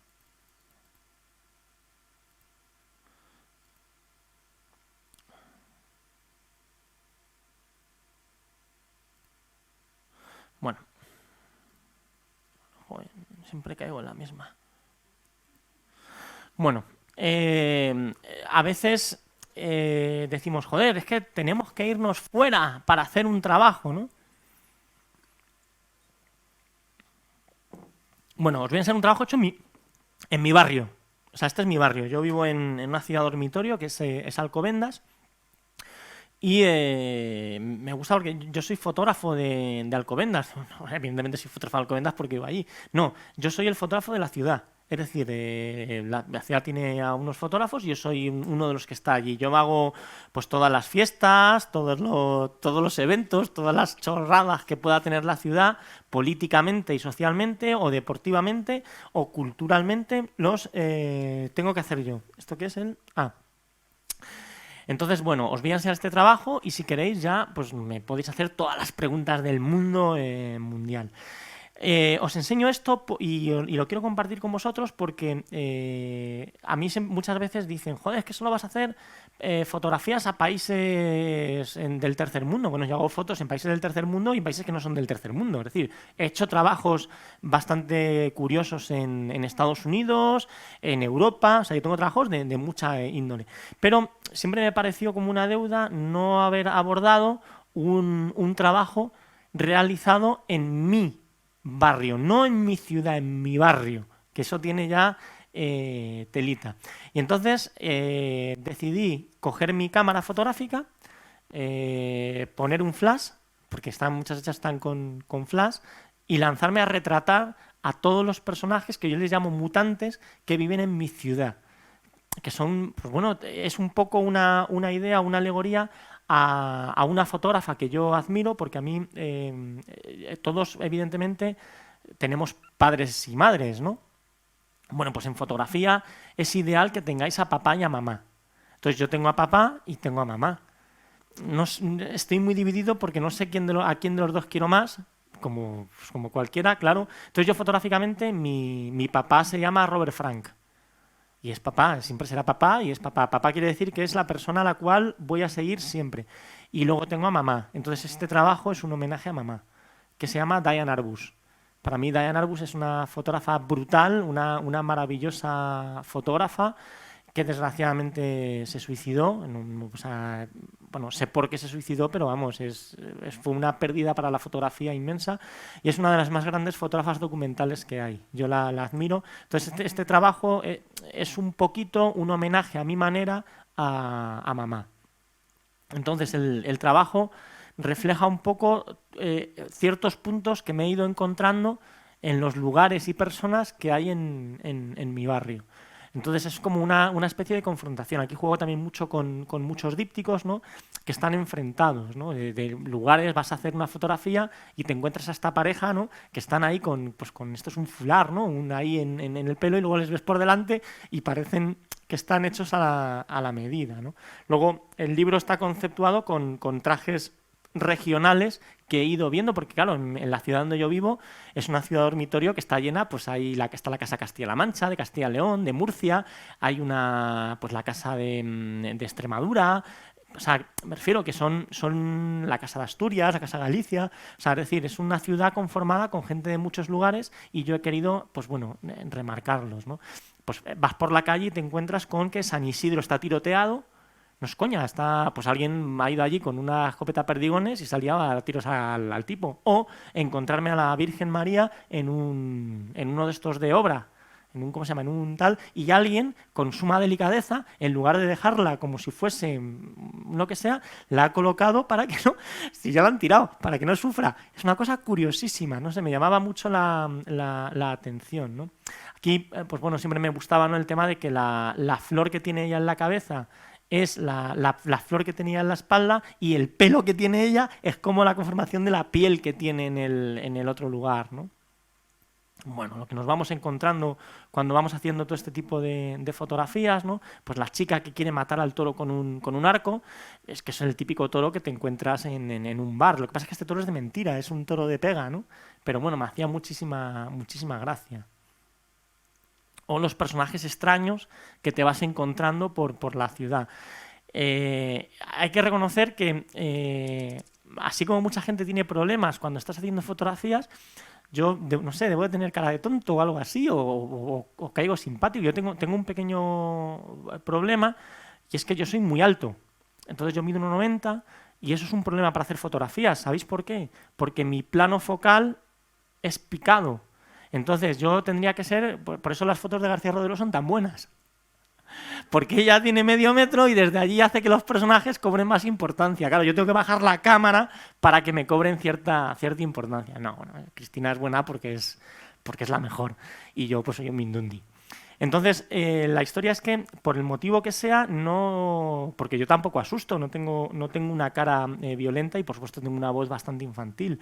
Pero cuando voy a hacer fotos, nadie se siente agredido, o sea, no he tenido ningún problema. He podido hacer las fotos que me han dado la gana, nadie me ha dicho absolutamente nada. O sea, es decir, todo el mundo entiende que estoy allí y que tengo que hacer fotos, y eso es muy divertido. Pero bueno, o sea, no voy con una cámara discreta, no voy con un teléfono, yo trabajo con cámara Canon, tengo una 5D Mark III y una Mark IV, que son cañones, o sea, son cámaras grandes.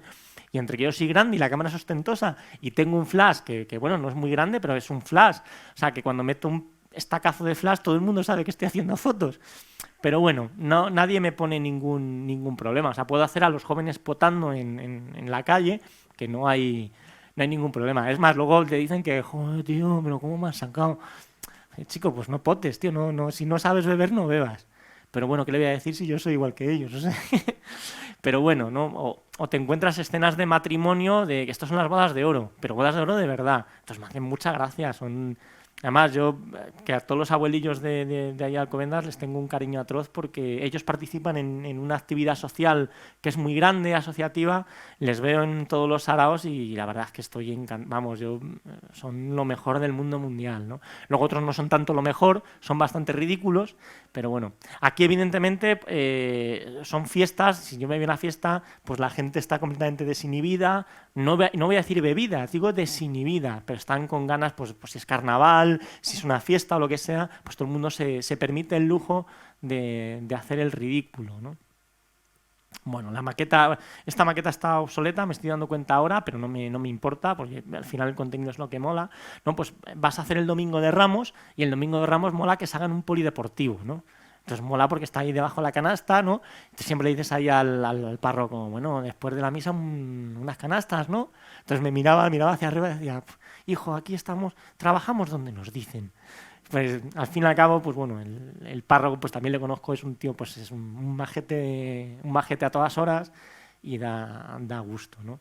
Bueno, pues cosas que te vas encontrando, enfrentar las fotografías para que tengan cierta chispa, con cierta gracia, ¿no? La camiseta de la señora con estas gafas que son, no sé si lo mejor o lo peor, pero ahí están, ¿no? El España con el tipo viéndose un cachi, ¿no? Que aquí, no sé si lo llamáis aquí, ¿cómo llamáis un cachi? Un mini, ¿no? No, bueno, una caña, esto es un litro, ¿no? Sí, una litrona. Bueno, en Euskadi es un cachi, ¿no? Ahí está. Sí, casi llegas con él, pero nunca. Siempre se te queda corto, ¿no? Bueno, pues cosas que te encuentras, ¿no? Una cerradura con una asta de moto. Pero bueno, ¿quién coño cierra tu casa con esto? En fin, es mi barrio, ¿no? Pues bueno, en un concierto, pues uno sobándose el tema y el otro con la bragueta abierta. Bueno, y encima con unas flores que se las daría a su señora o quien sea. Sí, son cosas que tal, ¿no? Pues en una competición deportiva, mola como la Churri le está animando a este triatleta, ¿no? Pues le está animando, pero bien animado, ¿eh? Bueno, aquí la cabeza del jugador de rugby.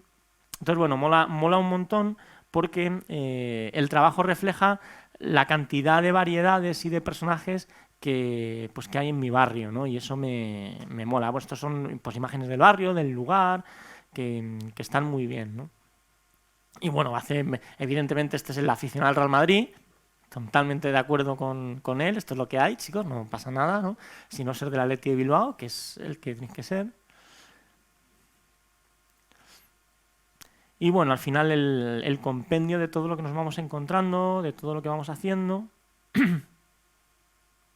Y bueno, este sería un poquito el cierre de Mutantes, que es el último trabajo que en el que abordamos. Para que veáis un poquito el rápido, cómo he enfrentado los dípticos. No sé por qué no sale ahora. Yo creo que es porque pesan un poquito.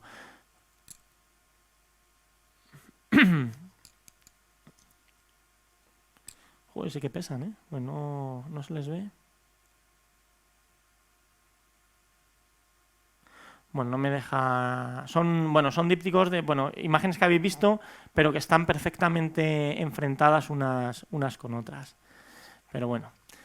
Y bueno, pues nada, si tenéis preguntas que os puedan resolver, aclarar, o dudas o cosas que queráis saber, pues aquí estoy para todos vosotros. Venga, animaros. Sí. Tenéis, si quieres, por aquí el micrófono así. Ya, más que nada, con la máscara y... Para el vídeo, para que se escuche bien. Vale, buenas tardes. Mira, me ha llamado la atención en el ahí, Dale al botón rojo. Este. en el proyecto de Aquelarre, Sí. veo un uso del flash que no sé si es exclusivo de ese reportaje, un flash externo Sí. muy potente, muy directo a los personajes, que creo que también en UFO también lo he visto. Lo que quiero, igual me equivoco, si eso es una característica tuya de tu fotografía o concretamente en ese trabajo especial por darle ese toque o... No, en Aquelarre sí, o sea, en Aquelarre tiene... Siempre voy... empecé haciéndolo en un trabajo que hice en Estados Unidos sobre los pirados de las armas. Empecé haciéndolo bueno, a ver, el flash lo he usado toda mi vida, pero lo he usado toda mi vida, o sea, lo he usado yo y en fin, y muchos fotógrafos. Entonces hay varias maneras de usarlo. Antes, el problema que tienes cuando trabajas con el flash de día es que tienes dos formas de trabajar con él. O bien a través de un dispositivo de luz ultravioleta, que no es muy bueno cuando estás de día. ¿Por qué? Pues porque el sol hace que no te responda. La otra opción es trabajar con un cable, que es con lo que más he estado trabajando, o con radio. El problema de trabajar con radio es si estás en un sitio donde hay inhibidores, pues no puedes trabajar, con lo cual al final siempre termino trabajando con un cable. Entonces me compré en Ikea una de estas varas metálicas que son como estas, que son como flexibles. Entonces la desmonté y me fabriqué con un perno, bueno, es una carpintería chorra básica, con un tornillo, lo pongo en la parte de abajo de la cámara y entonces siempre pongo el flash a una altura más o menos de unos 60-70 centímetros, siempre con una luz lateral. A veces lo modifico, lo hago desde arriba, o a veces, si quiero darle tipo teatralidad, pues desde abajo. Entonces lo meto, pues, si veis en los trabajos, o sea, son flashazos, o sea, le meto, bueno, esta no, pero son golpes de flash. Yo tengo un flash muy pequeñito de Canon que me da una potencia más o menos curiosa. No, hace tiempo que dejé de trabajar con el TTL porque el TTL, en función de la luz externa que hay, no me corrige la luz, y yo no quiero corregir la luz, yo quiero darle la intensidad que quiero trabajar, y trabajo con él en el manual y me va muy bien. Ahora, por ejemplo, cuando le explico esto a los alumnos, muchas veces digo, oye, si queréis hacer esto, no os compréis el mejor flash del mercado, os compráis un flash que sea manual y que te vale 50 euros y te da una potencia más o menos curiosa. En Aquelarre hice más o menos lo mismo, me llevé el flash. La idea era que el flash nos proporciona una herramienta que es esencial en fotografía, que es luz. Entonces, usado de una manera creativa, te queda muy curioso. Lo que pasa es que si usas el flash, lo que haces es que los personajes salen mucho más contrastados y su importancia crece. En este caso, les permite ser más agresivos porque la luz es mucho más dura. Y entonces eso sí que me facilitaba las cosas. Pasa mucho con esto. Es decir, aquí los personajes, el flashazo hace que tengan más importancia porque la luz del flash me centro en ellos. Pero no meto un flashazo abierto. Lo que hago es que cojo el zoom del flash y lo acorto, lo pongo con un poquito más cortito, entonces él se queda todo como más ponderado al punto al cual yo quiero hacer la fotografía, y todo lo demás pues me queda más oscurecido. En Aquelarre hice algo similar. Lo que pasa es que en Aquelarre me puse a jugar mucho con las fotos, ponerlas en negativo, en positivo, blanco y negro, color. O sea, le he dado siempre muchísimas vueltas. En Transilvania también. En Transilvania es como esto. Me ha llamado mucho la atención ese tipo de uso de darle mucho al personaje, ¿no? Con el flash muy evidente, que a lo mejor no se puede parecer, joder, es un flashazo, pero que realmente es también seguramente un detalle tuyo, ¿no? Una característica. No, lo usan muchos fotógrafos. A veces, yo reconozco que a veces me aburre. O sea, a veces lo quiero y otras veces me aburre, dependiendo. Hay fotógrafos españoles muy populares que su trabajo está 100% entero con el flash. O sea, con un flash directo, un flashazo, un pegotonazo. Es una herramienta. Yo en los últimos, evidentemente, trabajos en Sevan o en el Edén, o sea, son trabajos que habéis visto en el Amazonas, son con luz natural. Dependiendo. Ya reconozco que me he cansado un poquito de la luz, pero lo mismo llego el año que viene y digo, ¿y por qué coño voy a hacerlo? El de Mutantes, por ejemplo, la diferencia es que el flash está montado en la cámara y el flash es directo. O sea, yo quería que el personaje se diese cuenta de que le estoy flasheando, que es lo que a mí me apetecía. Siempre pensé que el hecho de flashear a alguien me crearía un conflicto, o sea, un enfrentamiento de que le molestase. Pero no sé, me ha pasado como de Arbus, ¿no? En ningún momento nadie me ha dicho, oye, tú, ¿qué estás haciendo? es verdad que lo he hecho en contextos fotográficos donde puedo hacer fotografías. Es decir, pocas veces he ido por la calle disparando al tuntún. O sea, siempre he estado en lugares donde había mucha gente y en lugares donde es lógico que haya un fotógrafo. Lo que pasa es que, bueno, hay gente que me haya mirado mal. Pues, hombre, claro, porque dicen, no, más que mirar mal, pero ¿me habrá tirado una foto a mí? Porque claro, es que le he metido un pedazo golpe de flash. Dice, pero ¿cómo ha osado darme un golpe de flash?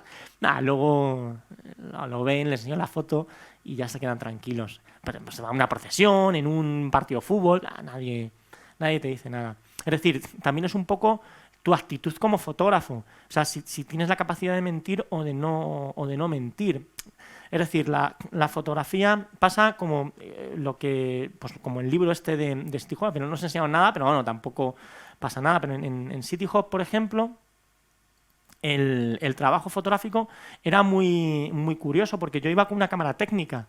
O sea, yo iba con una cámara, yo tenía que poner el trípode, tenía que ponerme en ellos, entonces yo me enfrentaba al personaje. O sea, a los personajes yo les decía, oye, tienes que quedarte aquí durante al menos 5 minutos, tengo que enfocarte, tengo que quitarme, meter la carga de película, accionar el obturador, disparar, quitarla otra vez, darle la vuelta, comprobar si está enfocado y de cada personaje hacerle al menos 2 fotografías. Es decir, muchos personajes dirían, oye, tío, o sea, ¿de qué vas? Estás sobrando, o sea, estoy harto. Pues no, la gente, en cuanto me veía con esa cámara, entendía que yo estaba haciendo un trabajo fotográfico, que estaba haciendo un retrato, les estaba haciendo un retrato. Se sentían honrados.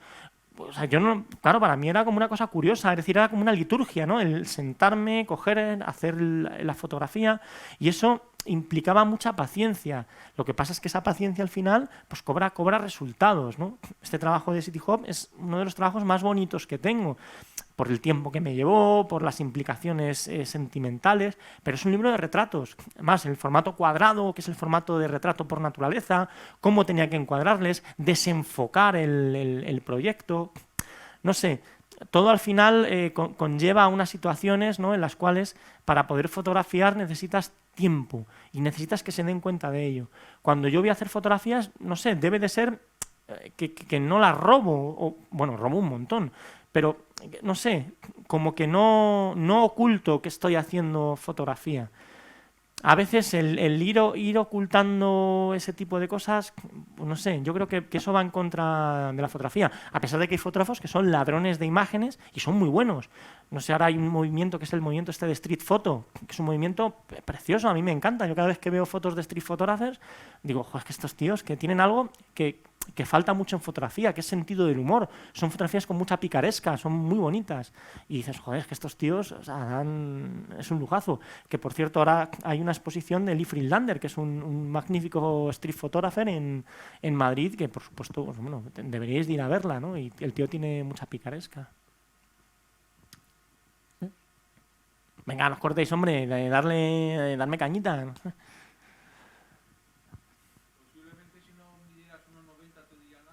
Sí, a ver, no me dicen en muchas circunstancias. En otras circunstancias, sí, hombre, también hay veces que, más que decirte, yo creo que te miran, ¿no? Una mirada de esas así como, tú, sí, tú, que te he pillado.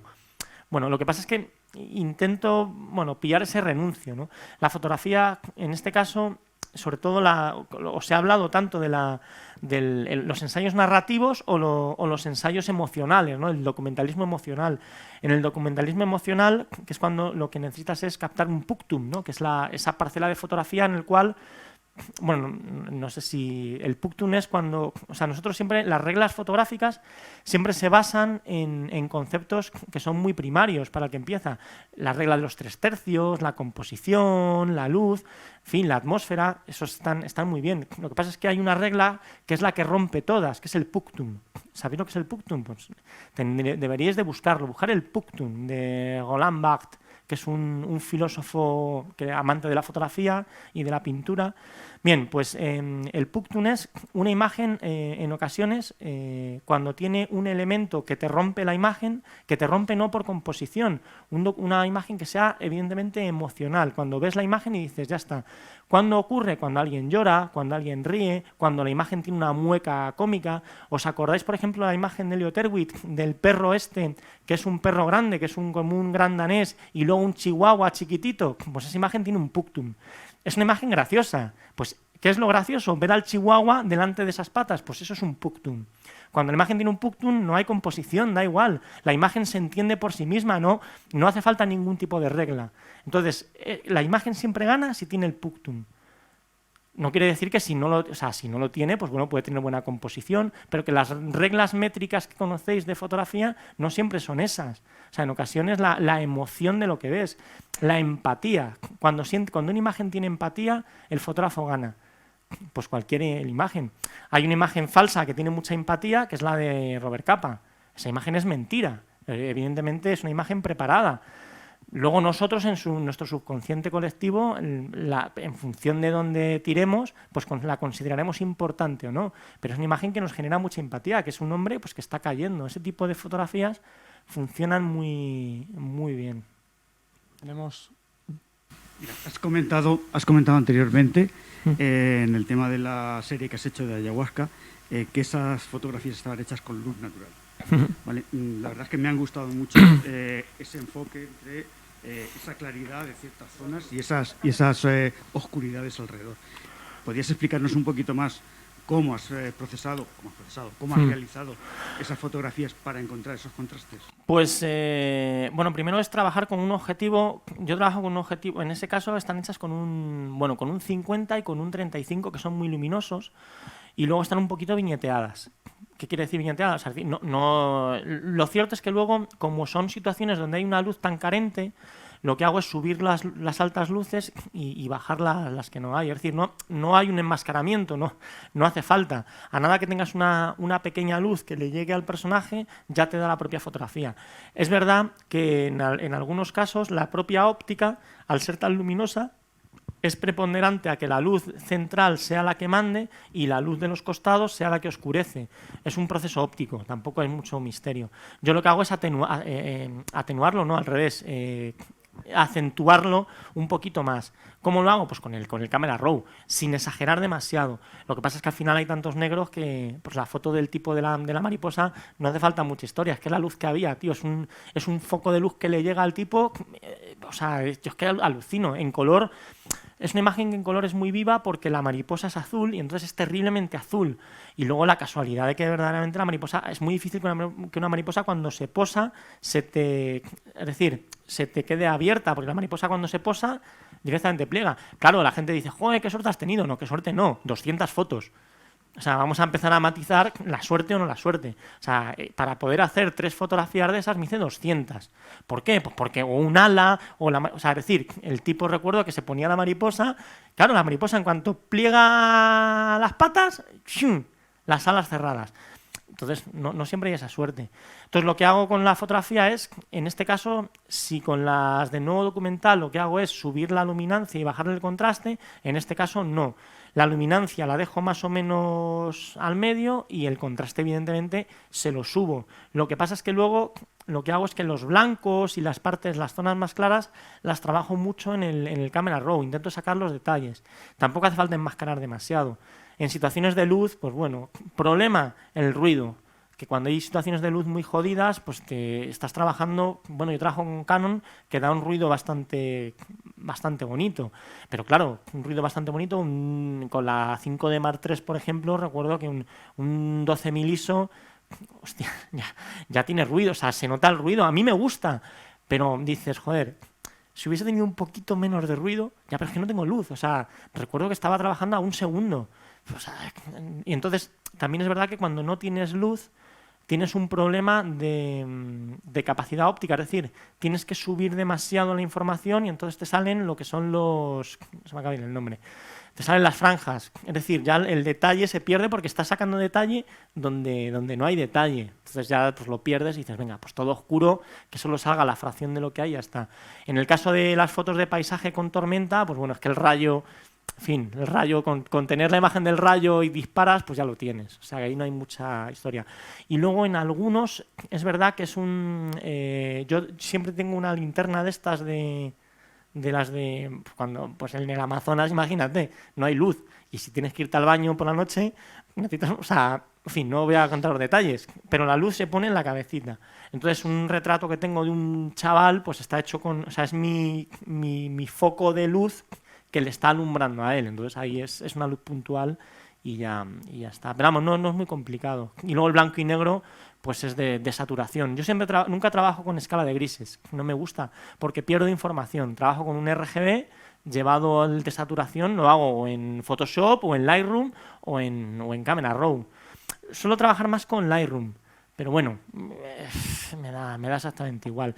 Aunque ahora me gusta mucho iba a decir el Capture One, el Capture One, joder, iba a decir el Capture One, no, el Capture One. Ese, si tenéis cámaras, por ejemplo, Fuji o cámaras Olympus, es mejor que Photoshop o Lightroom. Si tenéis Sony y Canon y Nikon, pues bueno, el Photoshop Lightroom va muy bien, depende del sensor. Es que luego también va cuestión de gustos. Hay gente que trabaja con Fuji y con Photoshop y le va muy bien, y otros que dicen que no, el color no es el que es. Bueno, gustos, colores, ya sabéis. Fotografía somos tan pijos. Bueno, ¿alguna preguntita más? Nos da tiempo para una pregunta más. Venga, hombre, lanzaros, no os cortéis, caña, una última. ¿No? ¿Nos vamos? Bueno, pues si nos vamos, en fin, que... Oye, muchísimas gracias. Ah, una más. Venga, va, una más, venga, dale ahí, ya sabe. Muy bien, tenemos una pregunta más. Nuestra concursante se llama... Qué tontis soy, ¿eh? Estás cansado ya. Hola, bueno, mi pregunta es, digamos, yo estoy comenzando con la fotografía y bueno, quiero saber, digamos, qué le puedes aconsejar a una persona que está entrando en este mundo. Bueno, lo primero, bien, has hecho el primer paso, lo tienes, que es voy a empezar en este mundo. Bien, porque este mundo es maravilloso. La fotografía es un medio para llegar a algo. Ahora tienes que buscar ese algo. Hay mucha gente que evidentemente ahora la fotografía está sufriendo una debacle profesional, es decir, ya no sé, si quieres dedicarte profesionalmente a ello, no es muy buena época. ¿Por qué? Porque ahora mismo, por ejemplo, para hacer fotografía, fotoperiodismo, fotografía documental, es muy difícil ganarse la vida. Cada vez hay menos medios, publicar es más complicado, luego que también hay muchísima más gente, es decir, es muy difícil generar dinero para dedicarte a ello, pero eso no quiere decir que tengas que dedicarte o sea, que no vayas a hacer fotos. Yo conozco a muchos fotógrafos que no se dedican a la fotografía de manera profesional, pero que son grandes fotógrafos. Yo pongo el ejemplo de uno de mis maestros. Yo estoy muy orgulloso porque yo estudié con un fotógrafo que se llama Manuel Sonseca. Entonces, Manuel Sonseca, Manolo, él es médico. O sea, siempre ha sido médico. Y él ha trabajado como fotógrafo, haciendo sus historias. Entonces recuerdo que cuando yo estaba dando clases con él, yo le decía, joder, Manolo, pero ¿por qué no te dedicas solo a la fotografía? Entonces él me decía, pues porque también me gusta mucho ser médico. Claro, o sea, me parece una respuesta de lo más inteligente. Entonces dice, si puedo trabajar de las dos cosas, si puedo hacer fotos y puedo ser médico, ¿por qué no voy a serlo? Y tiene razón. Entonces ahora la gran mayoría de grandes fotógrafos, sobre todo que hacen fotodocumental, ellos tienen cualquier otro trabajo, pues son funcionarios, arquitectos, lo que sea. Uno de mis mejores amigos es arquitecto y es paisajista. O sea que me refiero que él es arquitecto, hace sus casas, sus viviendas, sus historias, sus reformas, y luego pues se dedica a hacer fotos de paisaje. Y es un reputado fotógrafo, ¿eh? No digo el nombre porque no le voy a hacer publicidad por canalla, porque no me invito a una cerveza. Pero bueno, nada, es una broma. Entonces, de esos hay muchos. ¿Qué es lo que tienes que hacer tú ahora mismo? Bueno, lo primero es formarte en una buena escuela, que te enseñen sobre todo la técnica, aprender todo lo que puedas de técnica. La técnica es, tienes que aprender sobre todo a tomar fotografías, ¿vale? Tienes que aprender de autores, tanto clásicos como actuales, que te vayan enseñando. Tienes que aprender a manejar tu cámara, a manejar la luz, a manejar todo lo que tenga que ver con la técnica fotográfica, que eso es lo más fácil de aprender, pero tienes que aprenderlo bien. Luego, una vez que sabes manejar la técnica, lo que tienes que es conseguir oficio. ¿Cómo se consigue oficio? Todos los días, tu camarita y salir a hacer fotos. Lo que más te guste.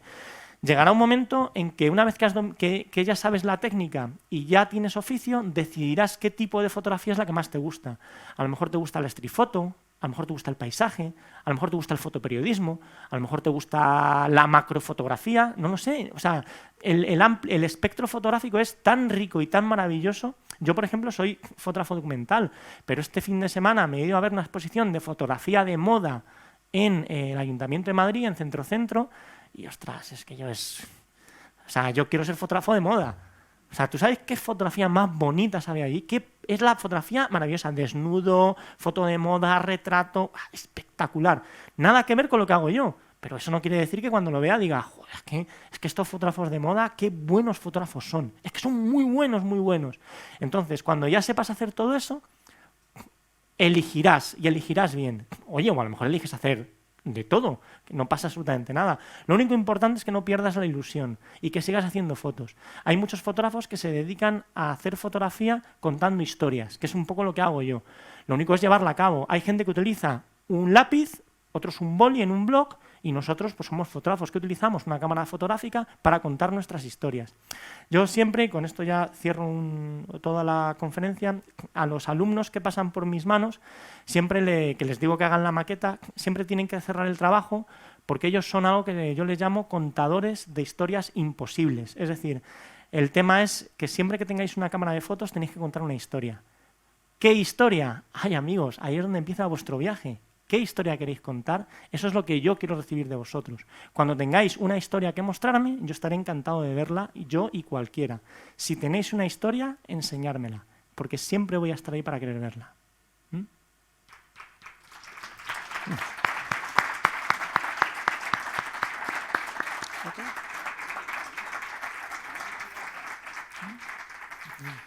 Sí. Sí. Ah, dime. Hemos reservado los libros, pero ya los han comprado. Lo digo porque esos dos también los podéis adquirir, ¿no? Que estaban reservados. Vale.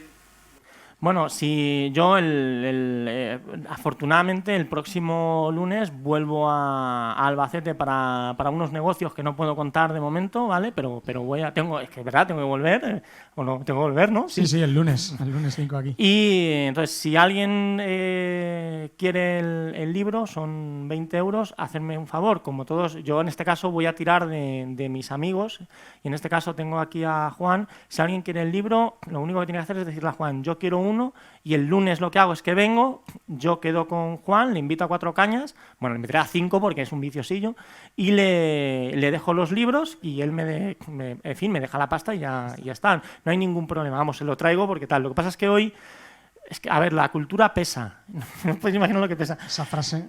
Y he venido en el tren y no podía, o sea, era demasiado cargado. Así que el próximo día, si alguien quiere, se lo dice a Juan. Juan me manda un WhatsApp, tráeme 5. Y yo lo que hago, me dice, mira, me lo tienes que dedicar a Menganito, Menganito y Menganito. Y yo los dedico y se los doy y ya está, ¿vale? Es un libro precioso, ¿no? Está mal que lo diga yo, pero es un libro precioso. Es el libro más bonito que tengo, mejor que el de UFOs. Lo que pasa es que el de UFOs tiene el rollo de los ovnis, que son para frikis. Pero este es un libro muy bonito de fotografía. Y además que lo tendremos aquí la próxima primavera. Sí, bueno, exacto, que también traemos las posiciones. Antes de despedirnos, porque tenemos que cerrar ya el Salón de Actos de la Diputación, que no se me puede pasar. Nuestro agradecimiento en este caso a Juan Zamora, que nos ha hecho el contacto y la presentación de Javier Arcenillas. Y también pues a las compañeras que están haciendo la grabación, el equipo de Adela, Carmela, que van a hacer un enlatado, un producto muy bueno, ya veréis. Las compañeras del servicio, Mencho y Manoli, a todos vosotros por estar aquí esta tarde, seguir ilusionados, disfrutar y bueno, que a pesar del momento en el que estamos viviendo, pues tengáis las ganas de salir y disfrutar en este caso de la cultura y del encuentro con Javier Arcenillas, que para nosotros y para mí en concreto ha sido todo un descubrimiento. No solo es buen fotógrafo, sino que además comunica bastante bien, como habéis podido comprobar, y yo me quedo con la honestidad y con la verdad que transmite en su trabajo. Un aplauso y gracias por venir, Javier.